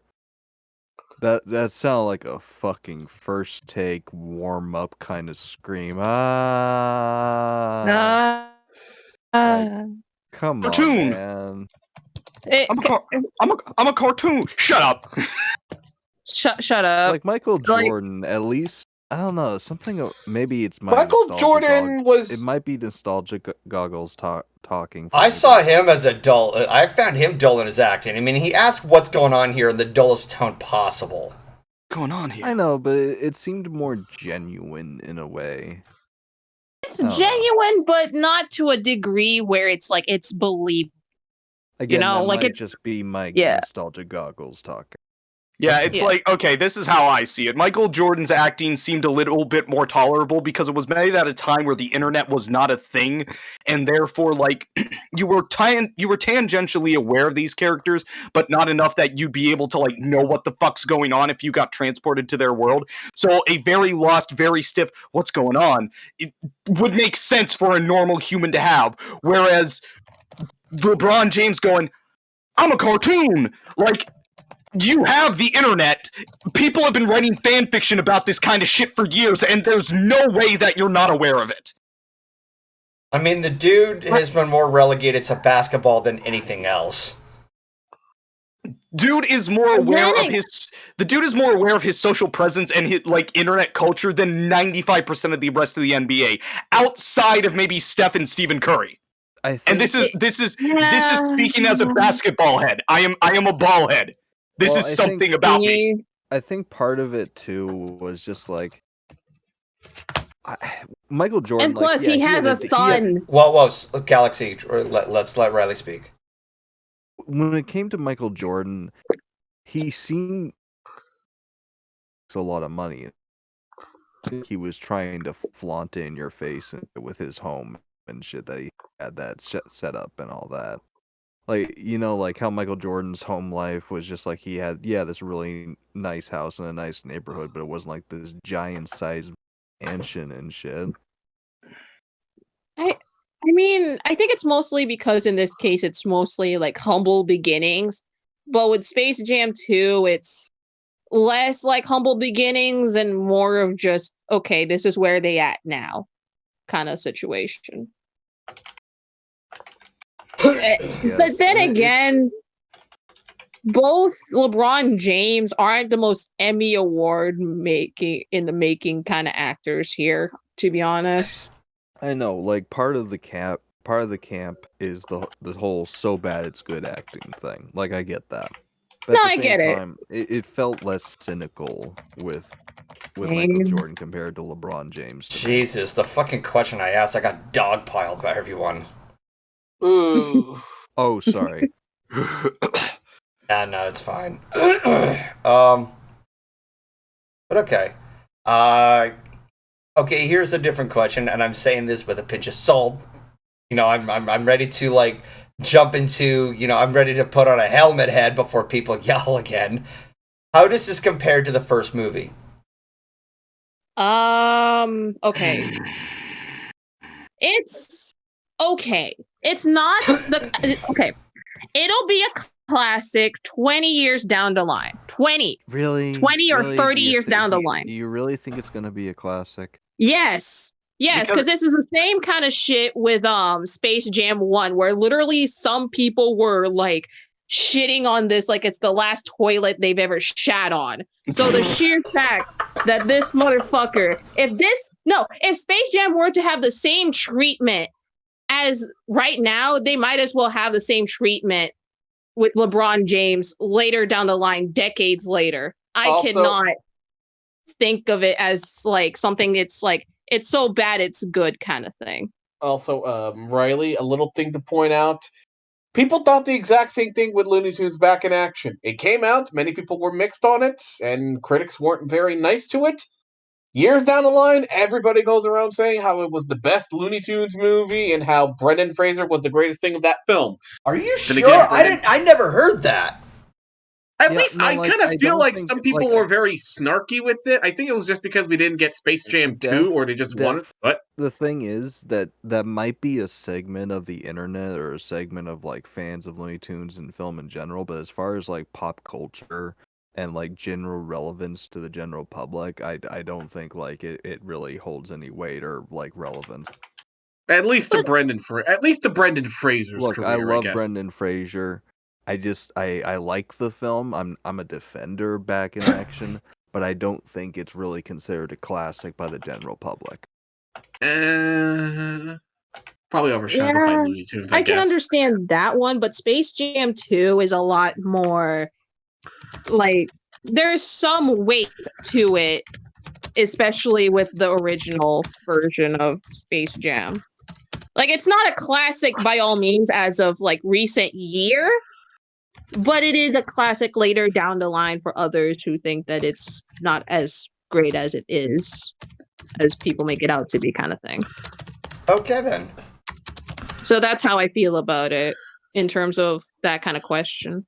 Okay, so to give some criticisms to this movie, like I said before, I expect the movie to be stupid. The part that made me utterly cringe was when during the game, Porky Pig was rapping against, what's his name, Algae Rhythm? Algae Rhythm. Algae Rhythm. The Don Cheadle character. Me! If Vlad was a villain. Yeah, and seeing that he's losing in the game, he's getting so salty that he throws a tantrum with all of his players. Like, goddamn. Yeah, me. That's exactly what I would do. Pick up the fucking pace. I programmed you to be better if you can't beat a bunch of scrub lords. Yeah, bro.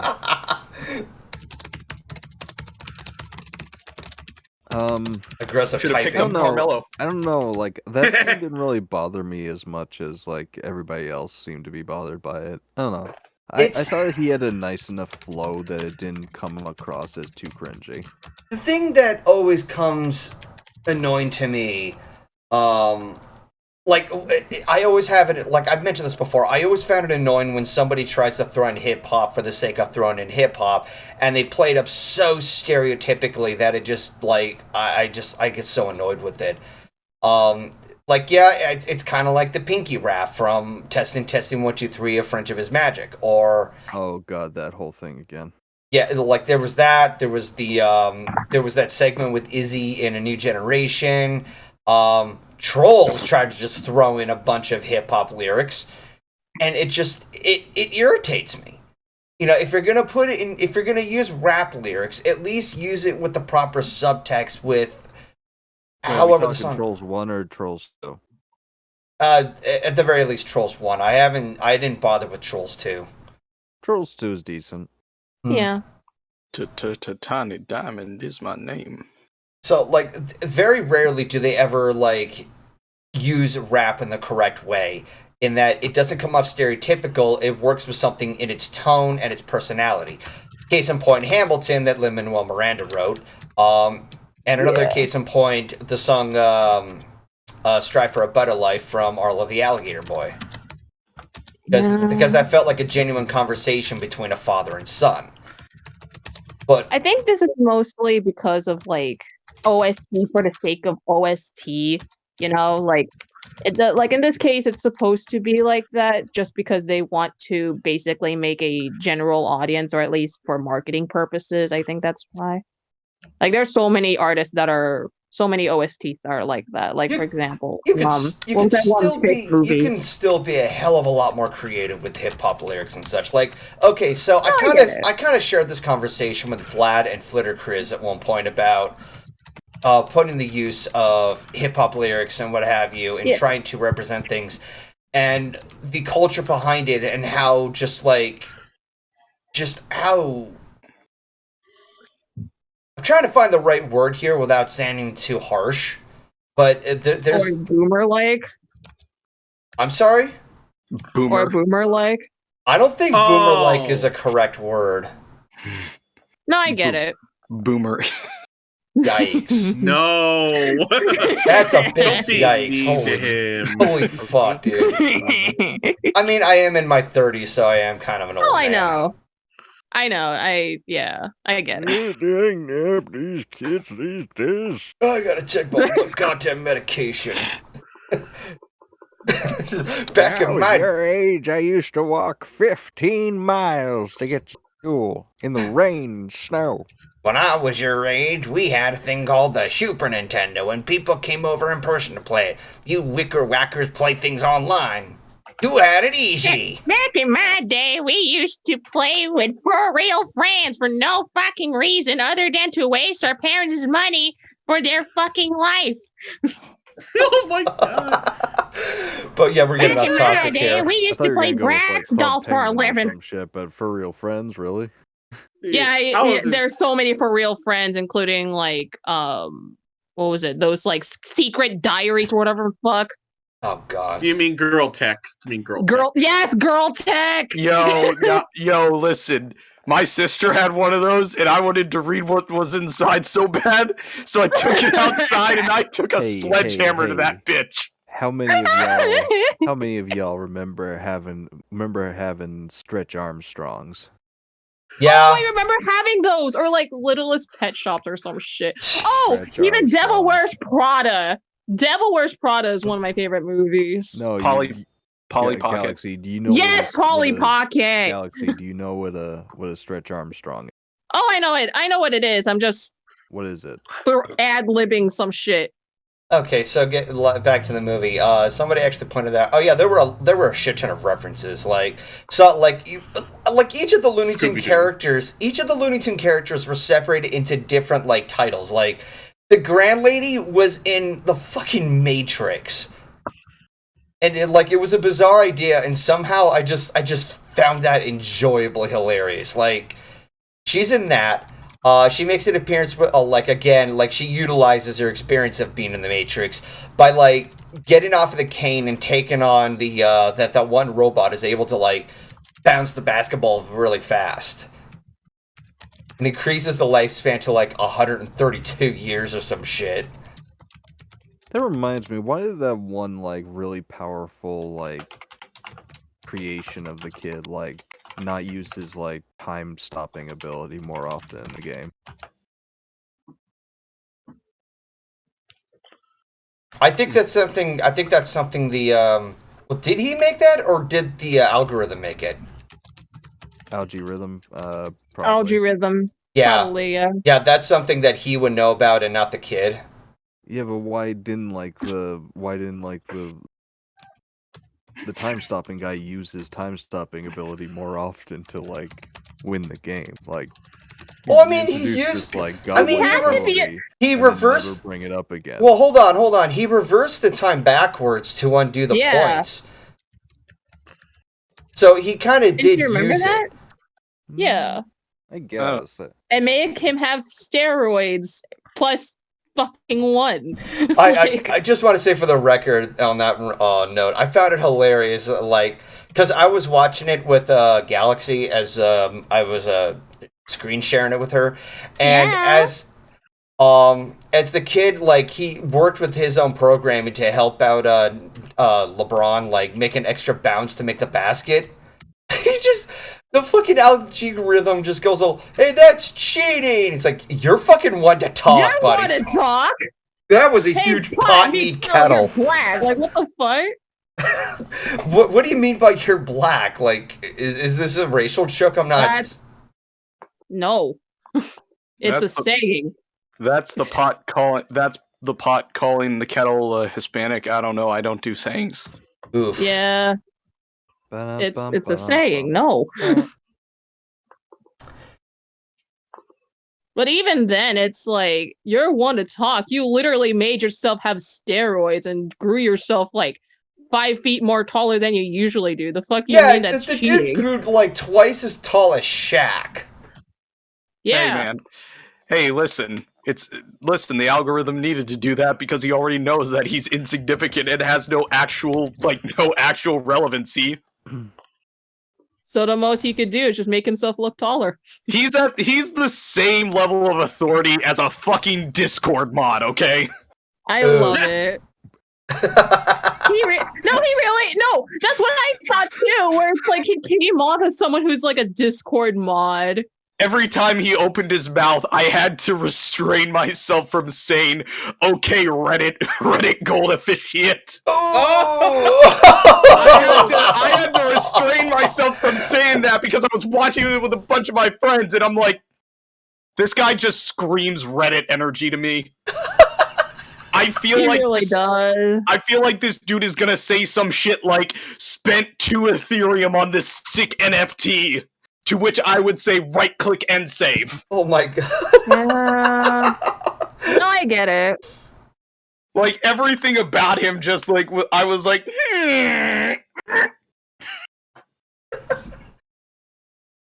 just So, like, everything wrong in a character. So Right there. So, my nitpick with him, and I'm saying this as a nitpick because, like, instead of saying as a legit issue, so apparently the whole motivation that this algorithm has is that he wants to be appreciated. He feels left in the shadows.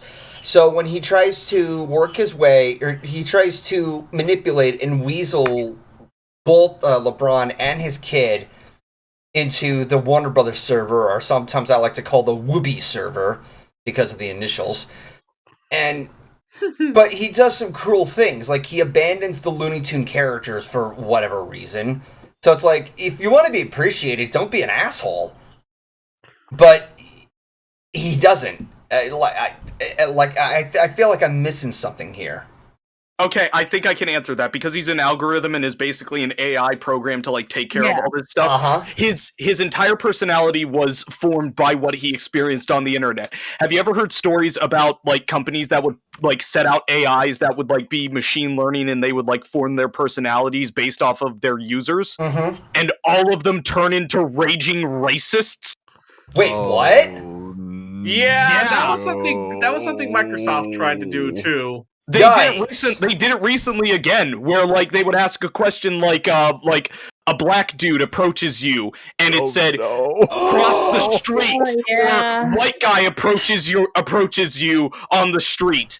No cause for concern. And that was because it was learning from the people who were using it, and they were all trying to make it a racist fucking bot. That's Again, this is news to me. yeah. With Microsoft, they attempted to do like they did it once back in I think 2013. They created a Twitter bot known as Tay AI. They were like, it's a automated AI. You can talk to it and such. I think I remember this. And 4chan, being 4chan, was like, this is a very stupid idea Microsoft did, so you know what to do, boys! They made the robot spew quotes of Hitler and attempting to start a race war. Oh my god, dude. Microsoft literally ended up nuking the bot a day later, because they're like, yeah, no. Like, this is a bad idea. Let's use it. And you wonder why topics about racism are used a lot in kids' movies like A New Generation. Yeah. Yeah, it's like, so algorithm turning into an absolute raging narcissistic piece of shit asshole is completely believable to me because it's actually happened to AI. It's actually happened. So basically, he's an AI bot who's sometimes irrational and relies more about wanting to be appreciated or some shit like that. Yes, and the only way he can get validation is the way that he learned, which was probably from Reddit and 4chan, which is be the most obnoxious asshole in the room and everyone will pay attention to you. Okay, Or then. Twitter. Or Twitter. Or any other social media site. But yeah, like that I understood. I was like, that actually makes sense. No joke. My one friend was sitting there and was like, my friend brought up what you just brought up, Golden, and she went, "Oh, he acts just like TAI did." Wow, I'm sorry, what? My one friend brought up, like, why is, if Al wants to be, you know, fucking recognized and appreciated, so why is he acting like such a dick? And my one friend, her name is Astrid, it's not her actual name, but that's what we call her, she just looked at him and went, "Oh no, he's acting exactly like TAI did." Again, the Microsoft bots. Yeah, the Microsoft bot. Like, both of us understood what they were, like, I don't know if the writers intentionally did that, but that's exactly what would happen to a machine learning AI that is meant to oversee the internet. It would model its personality after the users it observes. And on the internet, the vast majority of people are assholes. Oh, That boy. is an undeniable fact. Oh, boy. Oh, shit. Well then, I'm at a loss for words here. What happens when you have crackheads in the call? Or more specifically, 2 crackheads in the call? It would have been nice if they, I don't know. Like, I'm not gonna act against the whole motivation or how the AI was written, but I feel like it would have been nice if they did something to find a middle ground, because, like, yeah, somewhat of a middle ground for Algae Rhythm, that he wants to feel appreciated. Like, just don't be a dick, because his true colors really started to show when he brought everybody to the stadium with, unbeknownst to everybody else, a catch-22 that if LeBron James loses, everybody is now stuck there forever. Like, they're gonna be in this prison internet life. Like, this is a Matrix world happening in the very moment, and it all relies on LeBron James. Like, what the fuck? Like, they went all the way. And then he goes as far as to say, and I quote, to what the Don Cheadle character said to the kid, "Letting you be you was a mistake." Oh! Yikes. Cunt! Douche. Like, oh my god. Like, wow, dude. It's like, lesson of the day, just don't be a dick. You kind of wonder why nobody appreciates you in the first place.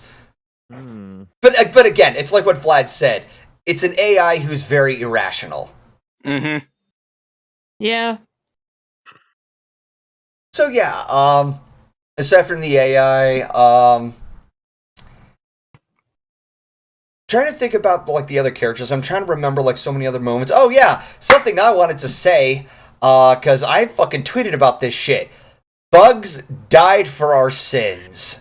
Bugs died for our sins. He fucking died for our sins. I know. You're welcome, Galaxy. I literally went into that call, and that's the first thing he thought of, and I'm just like... Yeah, I said that out loud because, okay, so, to give context, at the last 10 seconds of the game, LeBron was going to volunteer to pull off a particular stunt that he practices, but apparently if it's applied in the game, to which is based off of what his kid made, a nasty glitch happens. So Bugs actually, like, stepped in and he pulls it off instead, and then he glitches out. Like, we have that whole, like, the character dies at the end sort of narrative, which it always drives me crazy. You know, you think the character's dead, but he's alive. I'm so tired of that cliche. He's not dead. He's not going, like, especially Bugs. You can't kill Bugs. But when seeing how this plays out, it's just like, I just had to say it out loud. Bugs died for your sins. God, And additionally, you wonder why the Easter holiday has a bunny for a mascot. Oh my god, no, stop it. Go on. But guys, can we No. talk about how before he died for our sins to ascend to a greater plane, Bugs, towards the beginning of the movie, became the Big Chungus? Yeah, I remember that became reference. Big Big Chungus. Chungus just out of nowhere. Big Chungus, Big Chungus, Big Chungus. Big Chungus. Oh, but Vlad, what about Rick and Morty? Oh Shut god. up! Oh Shut god, the that fuck up! fucking. Oh, you don't like that? Oh, Shut jeez, up! Vlad. Shut the fuck up! I'm guessing. I saw that and I was like, wow, cool, Rick and Morty. They're probably not going to talk like every other cameo, but then no, they had to open their fucking mouths. And I was like, oh god, they paid them for this! Justin It's beautiful. Roiland. Like, good, like, great, the actors got a movie salary. They got a movie paycheck. Good for them. Fuck you, I didn't want you in this movie, and nobody else wanted you in this movie either. Just like when Foghorn Leghorn came riding in on Drogon and said, I say, winter is coming. Fuck you! So how about that Matrix scene? I say, shut the fuck up, Foghorn! No one cares! That's how I felt. Like, it felt like they were trying to force feed you every single reference that they could. I expected them to throw in a scene with Yosemite Sam walking alongside the Droogs from Clockwork Orange. I remember that them in the God, fucking no. background, and I was just like, what? I was hoping that they were going to be brave and not be cowards, because as a wise man once said, I know people who use subtext, and they're all cowards. Yeah. Subtlety is for cowards, and I wanted the Droogs to be part of it, especially after they put the Matrix, like a reference to the Matrix in there, and Game of Thrones. Like, you're telling me that Stanley Kubrick's Clockwork Orange is a little too much for you guys? I've only seen like the first half of it because when I originally rented the movie through my old college, the fucking disc was scratched, so I didn't get a chance to finish it. It's Delicious ultra violence. it's when people say this is Stanley Kubrick at his rawest and most disturbing. Yeah, it's arguably him at his most disturbing. I can't watch that movie and Singing in the Rain within like months of each other, or else I'll start to. The Freak bad out. feels. Well, I mean, Ye- you know how Singing in the Rain is used in A Clockwork Orange. Yes, I know about that infamous Yeah. scene. Mhm. Yeah, we're not gonna dive into that rabbit hole. Yeah. No pun intended. That's not a rabbit hole. That's a fucking industrial mining center right there. Basically. So based That is on a sewer.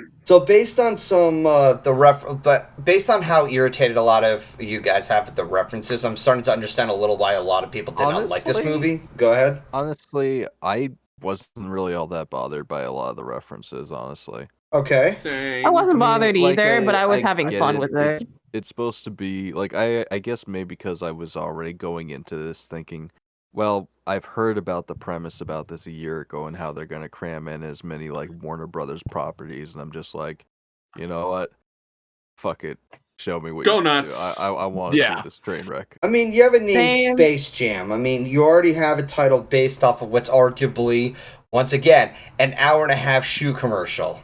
Mm-hmm. So much so that they even had to put a Nike logo to where fucking LeBron James. Yeah, is I saw holding that. onto. Like, I saw that, followed by a segment where as soon as he hits the ground, a mushroom cloud is made, but a chunk of the mushroom cloud turns into a ball, and the bottom of it turns into a hoop, like a basketball. Like, So Mhm. very subtle there, Whoopi. Very subtle. So, do y'all remember that old College Humor video where like they did a Space Jam 2 skit before Space Jam 2 was a thing? Yeah. And it had like LeBron James like betraying the Lions and switching to the Monstars in reference to him like ditching Ohio and shit. Yep. That I didn't so much. It wasn't that the references like. I had fun with this movie, and I like to point out like what aggravated me because like that I had fun with what made me like go cringe, but it's what we were talking about earlier with the whole lol meme culture type of thing. It's like if I wanted to watch an hour and a half movie about meme culture, I would go and watch something else like Ready Player One. Which even then people hate. Or you know what we can watch, you guys? What? What? We can watch the Emoji Movie if you guys. No! Galaxy. I mean, You know what? You No. see that video? No. You see No. that movie, No. and you think to yourself, No. "Wow, is that an No. actual? No. If that's an No. actual Galaxy. meme No. movie, if I've ever Galaxy. seen No. it." Galaxy, No. come here. Come here. Come here. What? Come here. Come here. Come here. Come here. here. What? I'm just stating facts. Why am I booed? I'm right. That was Wallet. Aha. What? Yeah, no, like if I wanted to watch an hour and a half meme movie, I would go and watch something else. Like I went into Space Jam 2 not expecting anything, and I had the feeling of the meme. My expectations were already low, but holy shit. So you didn't like the movie? I enjoyed it because of how upset it made me. Oh, okay. So it was in the realm of Then- so bad it was actually pretty entertaining. Yes. How many followers does LeBron James have? Like seriously. A lot. How let me look. A lot. Are we Galaxy, shut the talking? fuck up. Are we talking social media presence or? Yeah, social media presence. Okay, so last time I checked his Twitter, he has like 50 million followers. Instagram is a completely different beast, but I think it's around the same area. Can't remember, but yeah, like Instagram follower or Twitter followers, he has like 50.4. yeah, 50.4 million. Wow, it grew since the last time I checked it. But yeah, no, he's by no means unaware about like internet culture or his effect on it because he interacts with it pretty much all the time. Yeah. Like people calling him like Los Angeles Lakers a couple of days ago on the 24th posted a thing that said the silencer is back, and he replied with a king's crown.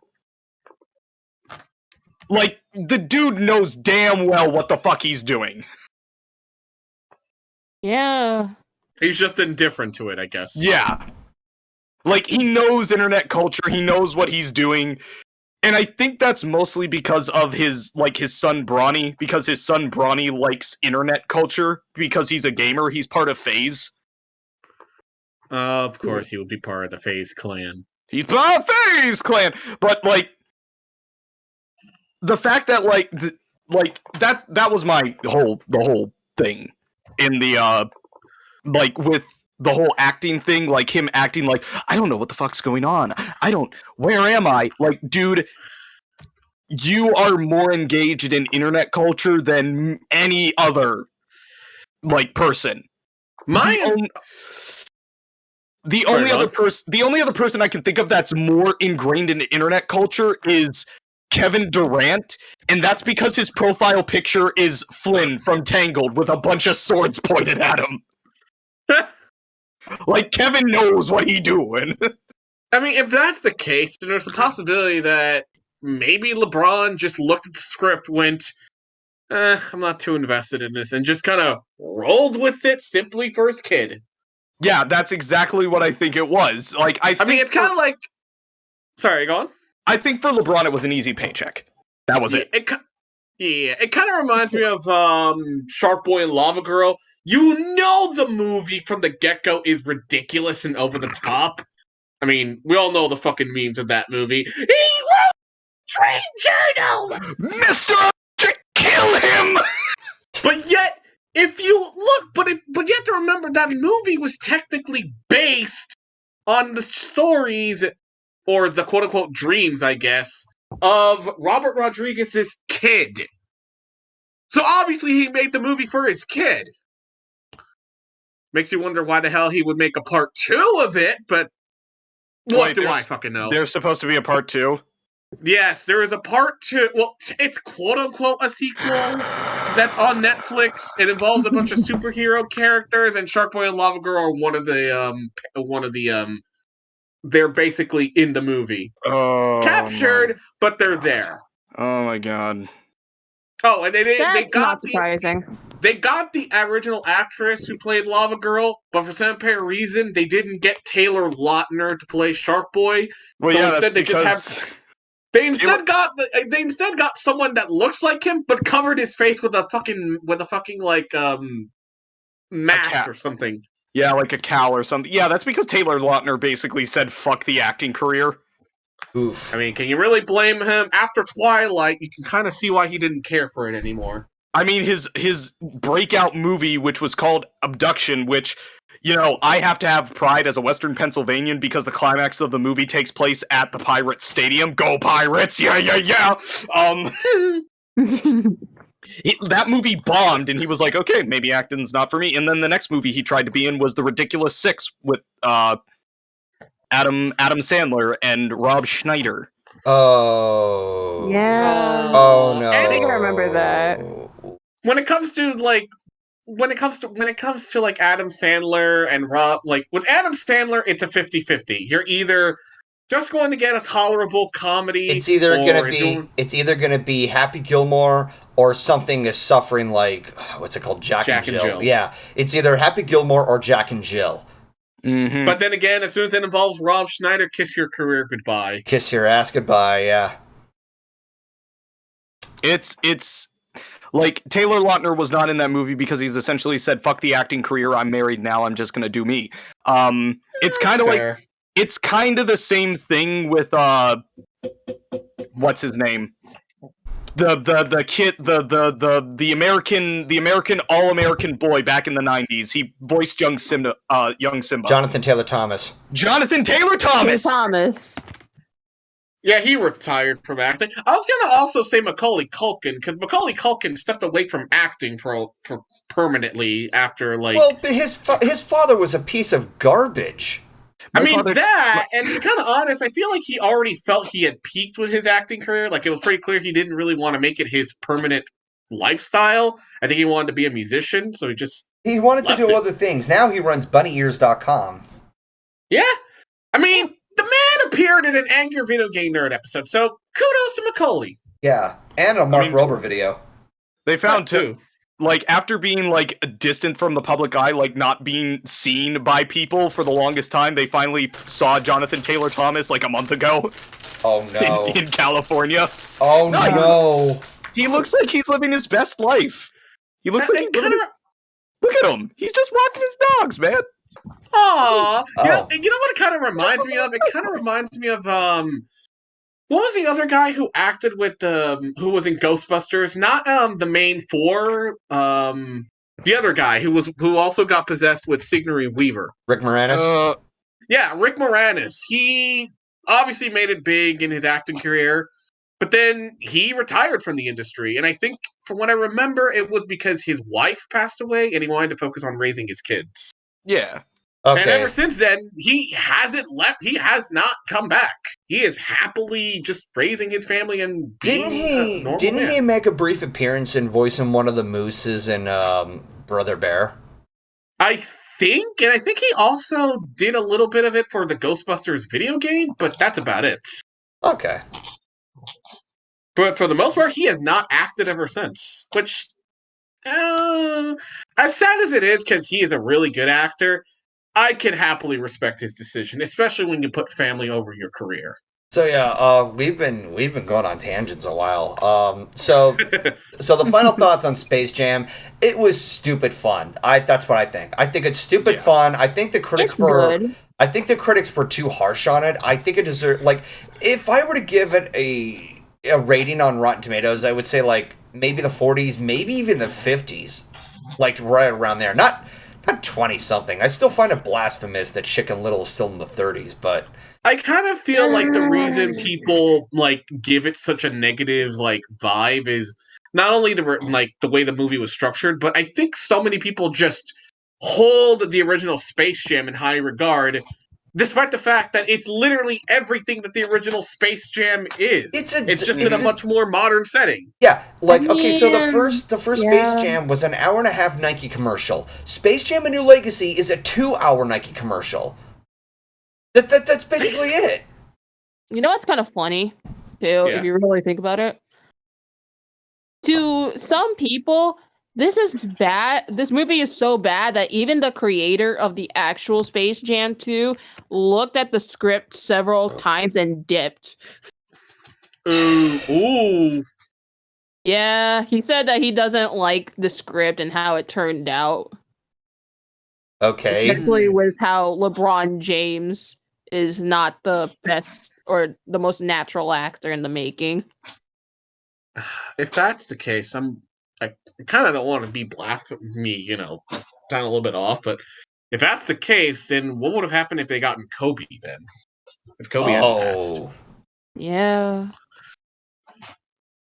I mean, Like, I'm asking that because I heard that Kobe at least was a fairly I don't think he acted before, but he did do a short called Dear Basketball, which actually got an award, so makes you wonder what would have happened if Kobe had gotten the role instead. Yeah.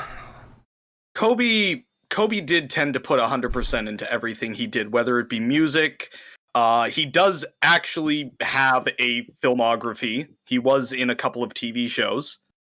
And he put his utmost into it. Yeah.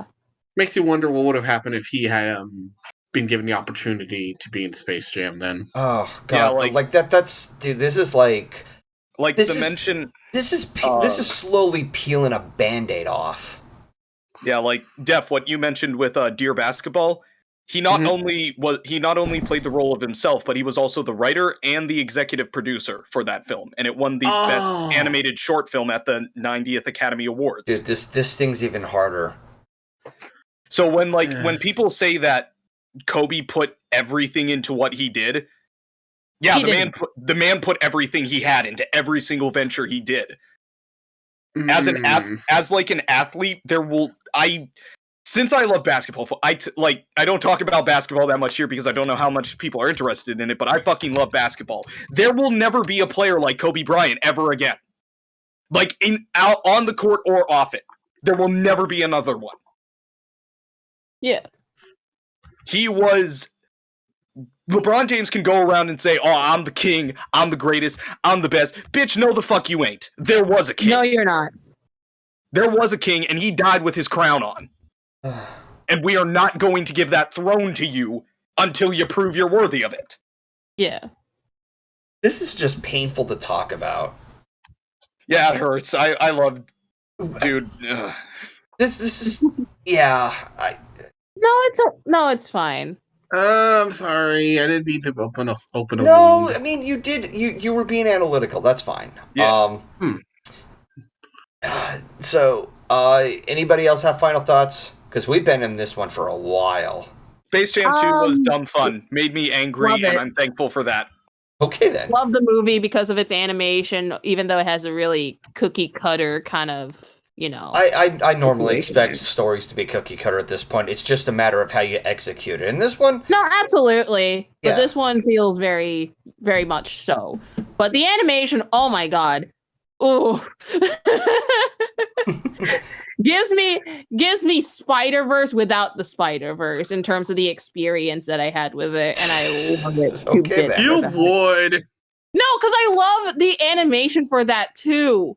Like the animation with how mixed media it is, especially with this one. Like they use a lot of not only use 2D, they also used textures for their 2D animations, like comic kind of like the one with Wonder Woman where they use like a comic feel for it.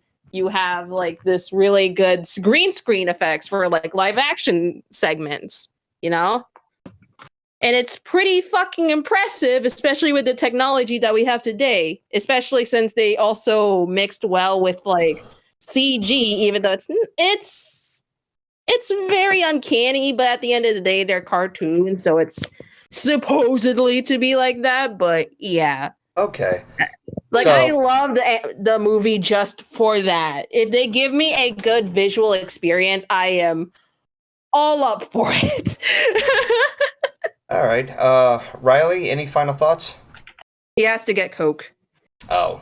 Okay. I'm back. He's there. Damn him grabbing his powder satchel. Yeah. I was actually making waffles.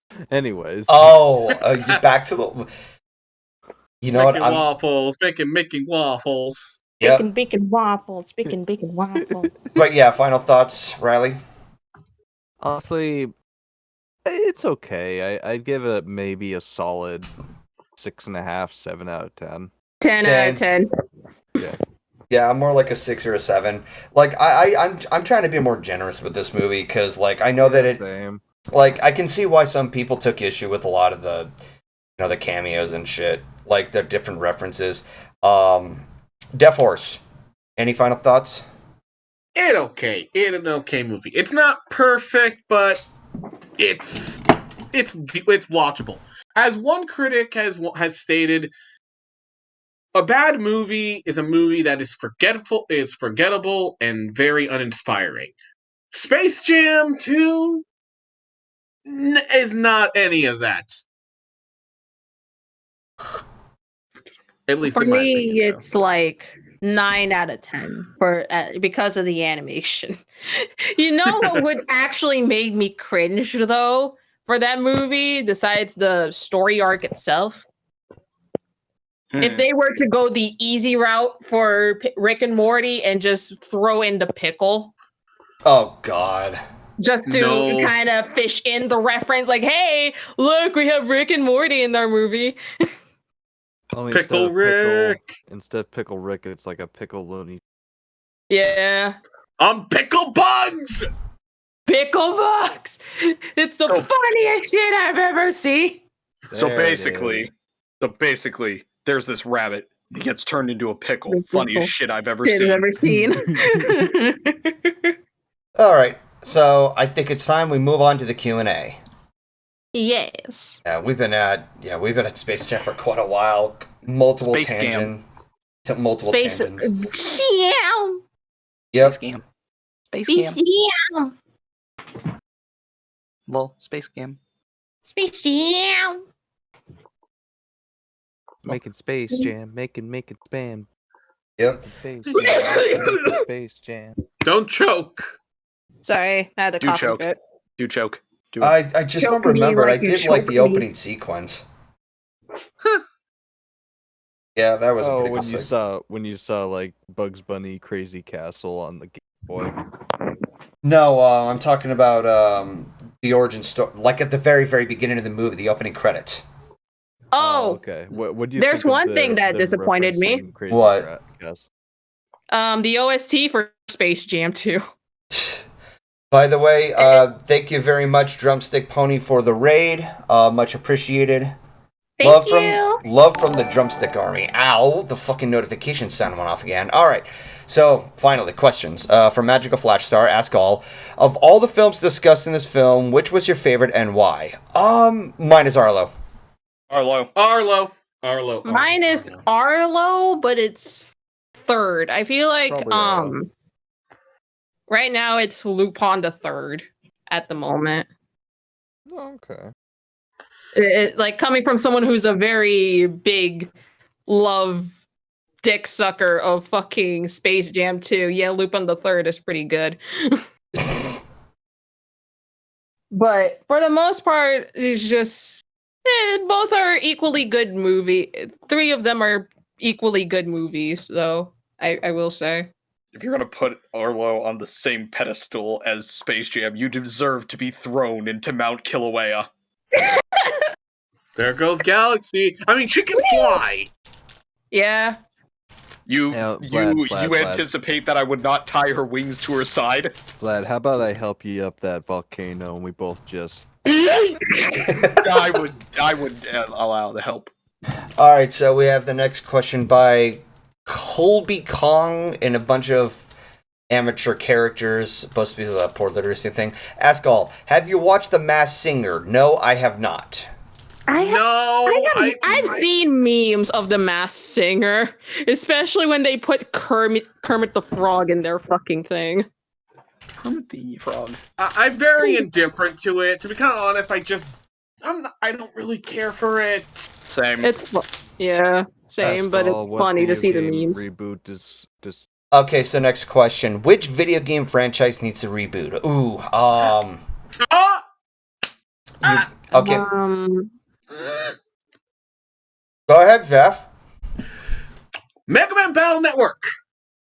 Okay. I'm fucking all the way. Jesus Mainly because the fucking game, like the game battle system for it is one of the best fucking battle systems that I've ever seen, especially for a Game Boy. And it would be interesting to see Nintendo to see it be tackled on like the Switch. But for some apparent reason, Capcom just likes to pretend that Mega Man Battle Network doesn't exist. Or Star Force.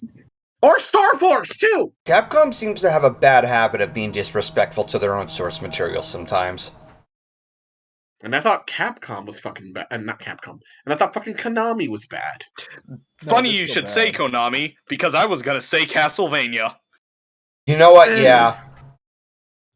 Like, I would love to see Castlevania's Symphony of the Night with like a modern, like just a modern reboot like they did for RE, like the Resident Evil 2 and Resident Evil 3.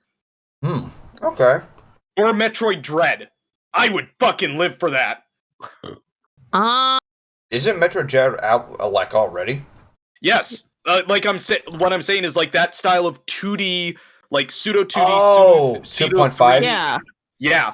I would love to see Symphony of the Night done like that. I would also, I don't know if anyone wants this series. Kid Icarus as a reboot.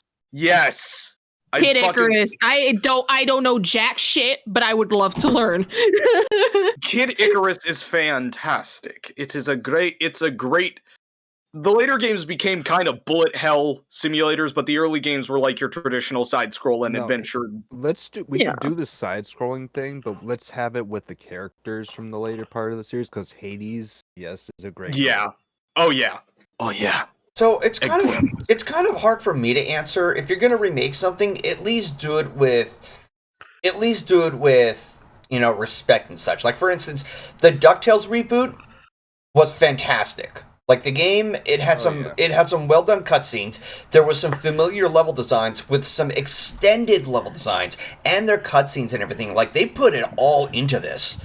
They also had like some of the final performances of like Alan Young and June Foray. Yeah, that dude was like 99 years old before he passed on. Yeah. I could be wrong. If you're gonna remake something, do it in a way that enhances the experience of the original. Yeah, it's more like reinventing the wheel and sprinkle in some extra material. So if I were to like as far as franchises go, that's a bit of a gray area because there's some things I feel are getting respect now. Like I felt like Metroid deserved a lot of respect for a while, and it seemed like Nintendo was so ignorant of that shit. And it was just like, it was very annoying to me on that. But when Dread was announced, everybody wanted to know about Metroid, and it's just, yeah. So that's kind of out of the question. At the very least, I would love to see, which I know it won't happen because it was a bomb when it first came out. Then again, Okami was re-released for multiple consoles, and that was that was a flop when it first hit the PS2. But if they ever did, I would be very happy. I would have loved to have seen a legitimate remake of Demon's Crest for the Super NES. The game is brutally hard, but it's also very cryptic, and it has so much going for it. Dude, the game bombed when it first hit the stores because it's too demonic, failing to realize that it's a spin-off of Ghosts and Goblins. You play as one of the fucking demons, you know? Okay. I'm gonna go even more obscure than that, motherfucker. I want Go ahead. Go fucking Brave Fencer Musashi, motherfuckers. You know what would have been hilarious to see as a remake? What? Yeah. The Oregon Trail. They remake Oregon Trail, but they give it the Red Dead Redemption. Yeah. The Red Dead Redemption treatment. You know what I would like to? Arthur! Go ahead. No, like the Oracle Legend of Zelda games. I would like to see a remake of them, honestly. I'm a little mixed about Zelda getting remakes because I've heard some negative things on the 3DS remakes of Ocarina of Time and Majora's Mask. For instance, I've seen like a sample of when you play as a Deku Link and you're trying to get across one of the lily pads over the poison, what's it called? The poison pond. You can go faster in the N64 rendition, but in the 3DS they nerfed it down so bad it's almost unplayable. Yeah, there were some nerfs and some like quality of life enhancements, but they also nerfed things, so it's kind of like a mixed bag, honestly. But then again, the Yeah. most recent remake, what is it? The one where you're on the island, the Link's Legend of Zelda. Awakening. Link's Awakening. That is a fantastic example of a remake. I love the style they had going for it. I want to get it, but I don't want to pay $60 for it. I'll get it if it's like 40 or something. But Yeah, good luck with that. Nintendo never puts fucking discounts on their shit. What are you talking about? I mean, we're talking about the same company who wanted a shit ton of money over an expansion pack of old games. Fuck you, bitch. Pay $80+ for cardboard. Alright, I'll just play the original Link's Awakening anyway. Because Or- I played. Or you could pirate that. I'm not saying anybody pirate should. them to spite them. I'm not saying you should. That is not what I'm saying. I'm just saying it's an option. Piracy on the GoldenFox podcast. You didn't hear it from me. We do not endorse piracy here on the GoldenFox podcast. I'm just saying that's an option out there. I remember fucking Arlo. I remember Arlo on his YouTube channel. Oh god, hold on. Bless you. Another one. Thank you. Okay, so as I was saying, I remember that the puppet guy Arlo, when he was talking about how to get into Metro games and such, because of how difficult it is to find access to like a lot of the older entries. He said like, I would never encourage people to do pirating just because Nintendo's doing stupid shit. That doesn't make it okay for you to do this stupid shit or whatever it was. It's like, dude, but no offense. Go ahead. At the same time, I don't know.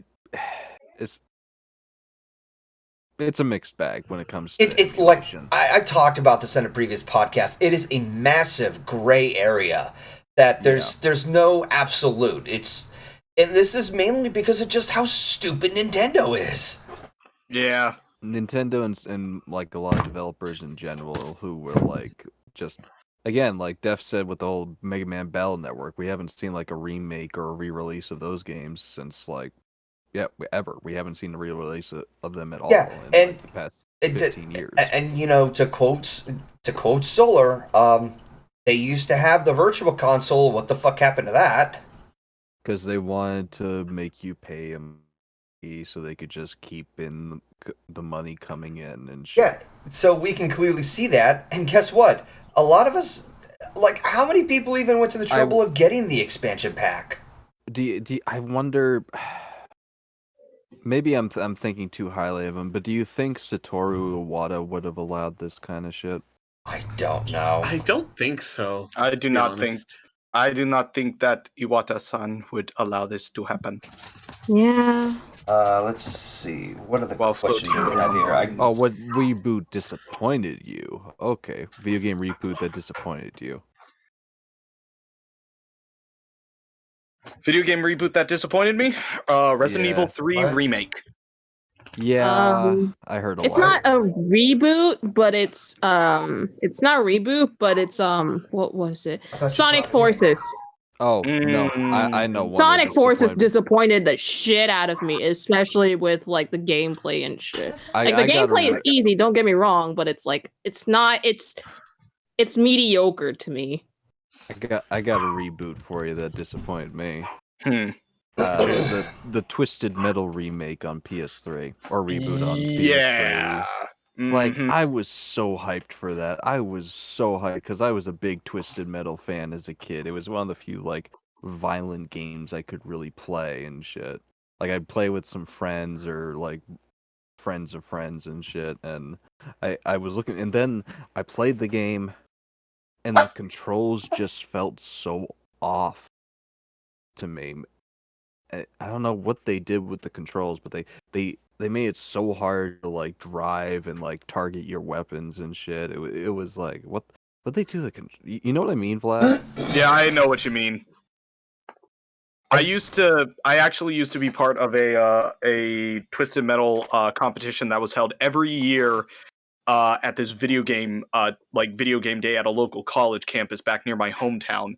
And every time I picked up the controller for that fucking thing, I felt like this seething, mauling rage in me because I used to play the original Twisted Metal on the PS, like on PS1. PlayStation, the original ones, and playing it on PlayStation 3. I'm like, what the fuck is going on? I don't get it. Yeah, like why were the controls so off? They had the template, and then they fucked it up. Yeah, it's just Twisted Metal was a very disappointing remake, you know. I would love to see another Twisted Metal game. I would love to see that. Yeah, I would. I suppose, like, I guess, because when talking about whatever reboots there are, like, I'm drawing a blank. The most that I can think of is back when I was a kid, apparently there was a port of Earthworm Jim to the Game Boy Advance, and the controls were off. Yeah. Already, like, not to mention the sprites were absolutely limited. Like, it seemed like there was no effort put into it. On top of the fact that when I was reading the manual, it was instructing me on how to, like, change the controls. It says highlight the controller. It's like, there's nothing to highlight. Like, what the fuck? Like, you can tell it was so half-assed. Yeah. Another one that was kind of disappointing for me was Mirror's Edge Catalyst.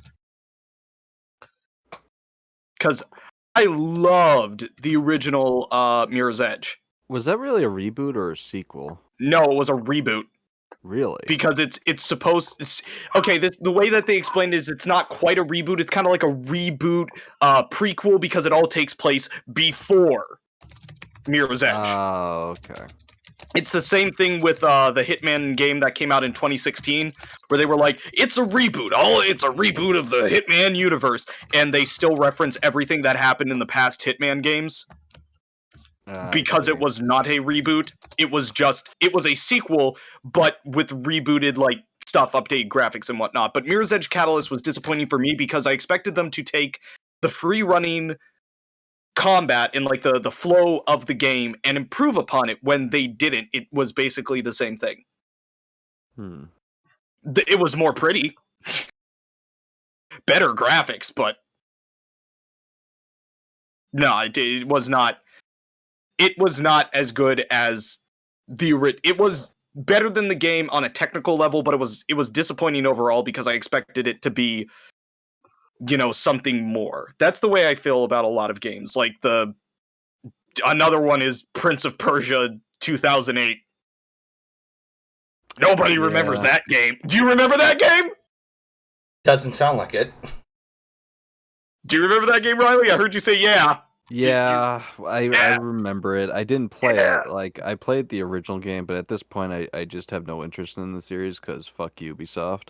Yeah, it's like they were like here's the thing, they had something actually interesting going on in that story in Prince of Persia 2008 because the guy wasn't actually a prince. He wasn't the Prince of Persia. He was a normal dude who called himself a prince, but he was more or less a bandit, and he was fighting against like actual like Zoroastrian demons and stuff like that.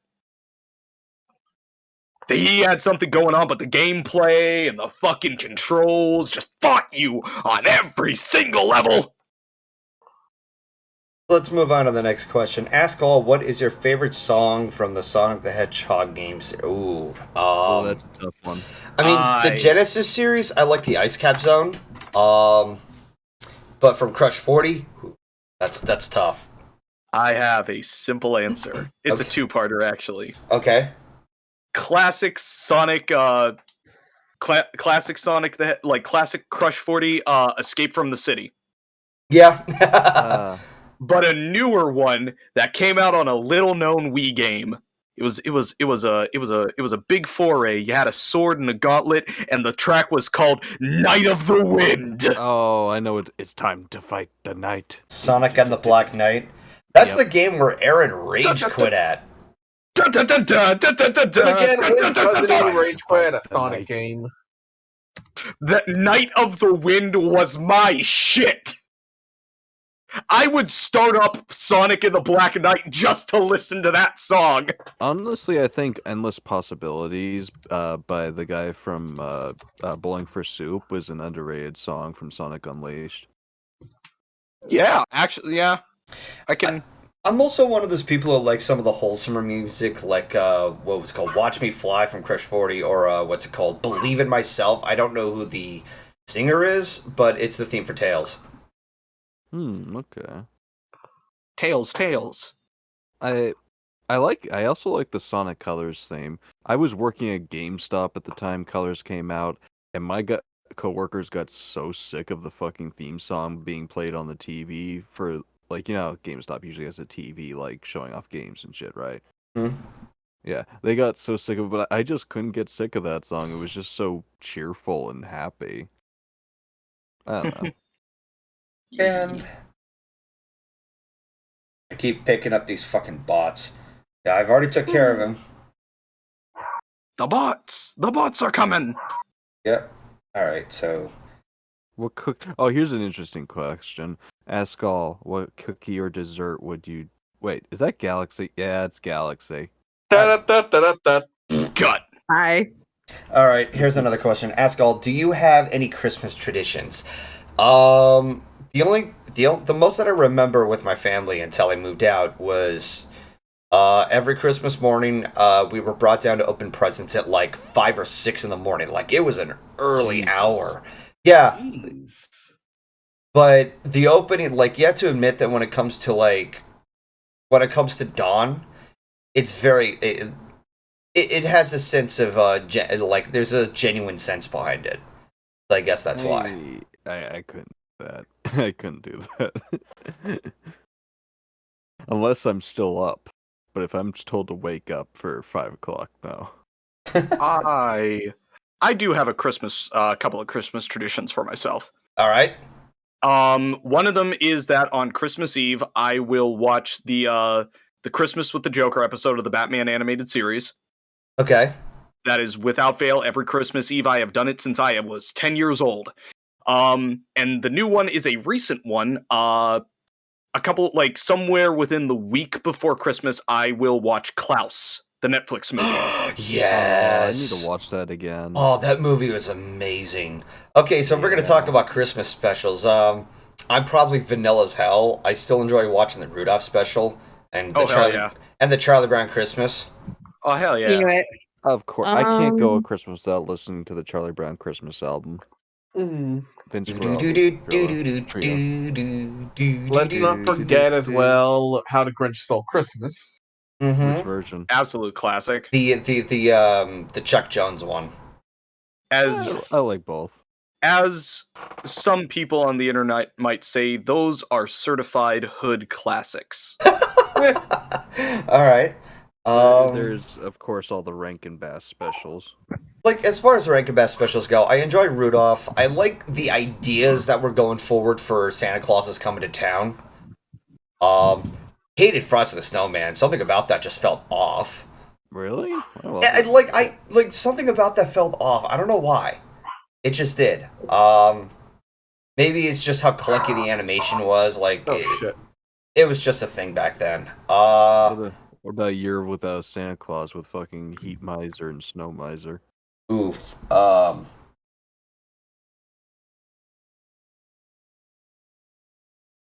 haven't seen that one. There is I think I lost it. Damn it! I was about to mention it. As far as like traditions go, though, like for me, my family usually does like a Yankee swap type of thing. You know what Yankee swap is, right? Yeah, I think so. All right. Do I need to explain it or no? I You can unfortunately explain don't. it. Okay, basically, everyone picks a number out of a random paper with a number on it. You all have to get like something. Oh, Secret Santa. Kind of. Only the way it works is you all grab a number, and you all have to get a gift that's like within a certain amount of money threshold. Uh-huh. And when somebody, you buy that first, and then you get the number. And then you each pick a gift out of a pile according to what number you pulled. Okay. And whoever got number 1 and whoever got the last ones are usually the best.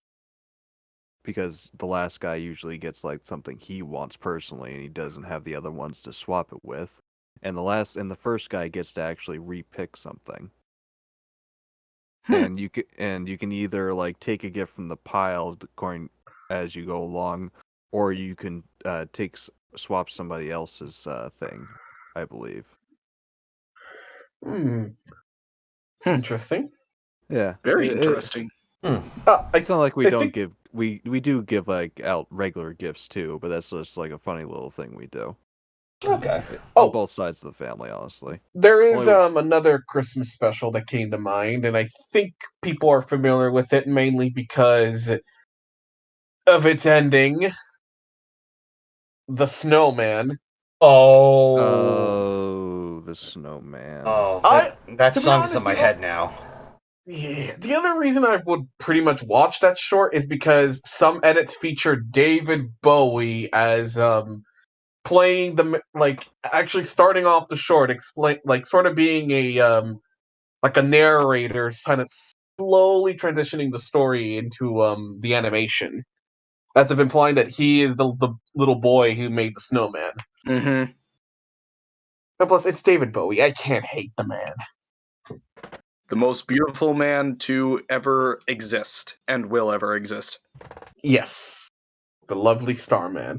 And probably one of the most well-known heterochromatic people. Mm-hmm. Starman. Waiting in the sky. Also, BRB. Queen. Okay. So we'll go by one more question and then we'll start to wrap things up. Okay. Ask your questions, people. Let us know what's on your mind so that we may answer the questions. I want next number to come soon because I want to see Lightyear. Meanwhile, Sleepy's away. Dude, I'm just waiting for the 17th of December for the new Spider-Man. Oh yeah, that. Because Sony's trying real hard, being like, nah, no other Spider-Man in the movie, no lies, you're all crazy, and I'm like, that's bullshit, and everyone knows it. Meanwhile, everyone's like, "Hey, look, is that Andrew? Look, is that Andrew Garfield? Oh, is that motherfucking Tobey Maguire?" Like, there was a shot in the trailer where, like, whenever Spider-Man's jumping at Lizard and Sandman and Electro, right? If you look down at Lizard in the bottom right-hand corner, when Spider-Man is jumping at all of them, Lizard's head jerks violently to the left, like towards the screen, like he's been kicked or punched by someone, but there's no one there. They probably haven't put in the effects yet. So Yeah. So I'm like, ha, you think I'm stupid? Also, like, can I spoil something in regards to what the new Venom movie did? Go ahead. At the very end of the movie, after everything that went down, Venom and Brock end up somehow seeing their entire room change, like if there's like a weird transition. And then as they're looking at the TV screen, even though they're watching like a soap opera, Venom immediately notices J. Jonah Jameson revealing the identity of Peter Parker. Yeah. And it ends with like Venom looking at the screen and going, "That guy," and licks it. Because, Eddie Brock is Peter's rival. Yeah. arch enemy. Yeah, here's the thing. Like, are we supposed to believe that like this version of Eddie Brock has beef with a high schooler?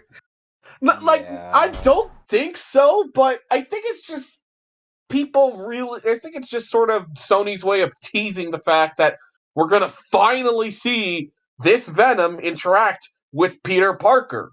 Yeah, but that does also open up the rabbit hole of how the fuck did he get there before Peter and Doctor Strange did the magical time fucky wucky. I could assume that from what the movie's ending implies is that when Doctor Sleep did the whole time fucky wucky thing, immediately, like, I guess it did like a weird transition from whatever dimension they were in into another one. I do remember that the Marvel universe. Remember, obviously, that Marvel has its own multiverse. Yeah, but here's the thing: like the instance in which Eddie and Venom travel to the other universe, where J. Jonah Jameson is revealing Peter's identity. Peter was currently in the middle of Times Square with MJ when that happened. He was nowhere near Doctor Strange. So who the fuck pulled Venom to the MCU? That's actually a very good question. I didn't realize that. That is the crux of how I am not understanding this, because there's only a few entities in the Marvel universe that have that kind of power. And if what they're setting up is going to be real, because there's talks of them doing Secret Wars, then it was probably the Beyonder, who is an entity with near unlimited cosmic power, who is defeated by Spider-Man teaching him how to use the bathroom. Oh yeah, there was also the original 90s Spider-Man cartoon. Well, not original, but 90s Spider-Man cartoon where they had the Beyonder as the 90s cartoon would featured the Fantastic Four, Iron Man, the X-Men, Iron Man, Captain America, Blade the Vampire Hunter, Ghost Rider. That was the best of everything. That was literally the. Here, the sad thing is, though, I try watching that series now, and the pacing is so fast. Like, you can blink, and so much can happen. I mean, you can sort of. You can basically blame whoever the hell was pretty much ordering the staff for doing that, because if I remember correctly, I think it was Time Warner or DC was basically telling the writers and the showrunners, hey, you can't do a lot. You can't show any violent moments in Spider-Man. You can't even have you can't even have glass being shattered. Yeah. It was a weird time in there, but hey, Ryley, just remember, we got the meme of Spider-Man screaming, "No!" At a bunch of smoke. Okay, so I think fun. I think it's time to wrap things up. I've been waiting for another question, but nothing has happened. Yeah, that's what I was trying to pad time. Yeah, sorry. Okay, so on that note, this is pretty much the end of this podcast. So we didn't really talk that many on movies, but there's some that I wanted to share my feelings of. I know that Sleepy wanted to share hers, and basically just find closure to some of that. Just keep in mind, I won't be able to go over every single movie every year. That's not doable. It's just whichever ones that come to us of what we anticipate to. So anybody who's been listening in, if your movie's not on there, I'm sorry. But on that note, any final says from each of you? Fuck, I had a thought. Oh, because I didn't get to say it before because I was off. Favorite song from Arlo the Alligator Boy was Wash the Pain Away. Okay, then. Ah, yes!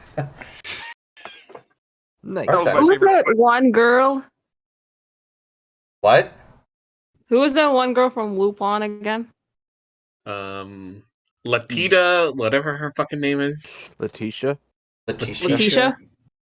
I guess Letitia was the grandfather's Lupin.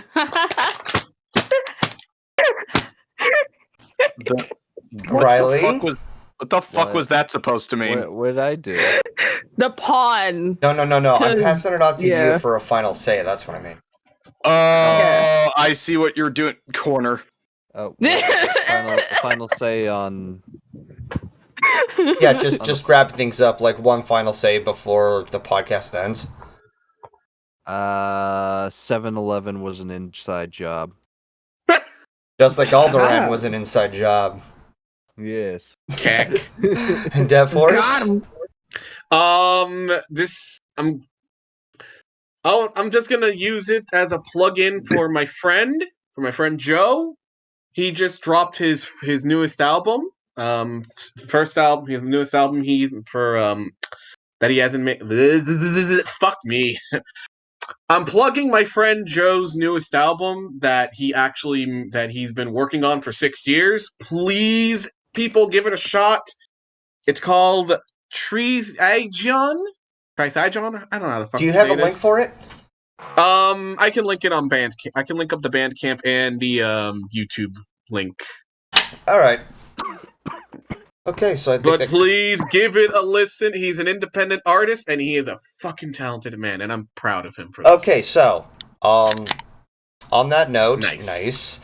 On that note, thank you guys for stepping in on this week's podcast. We'll see you next week when we talk about certain TV shows. Again, we're going to be very selective on them. And until Yes. then, hope you guys have a good night.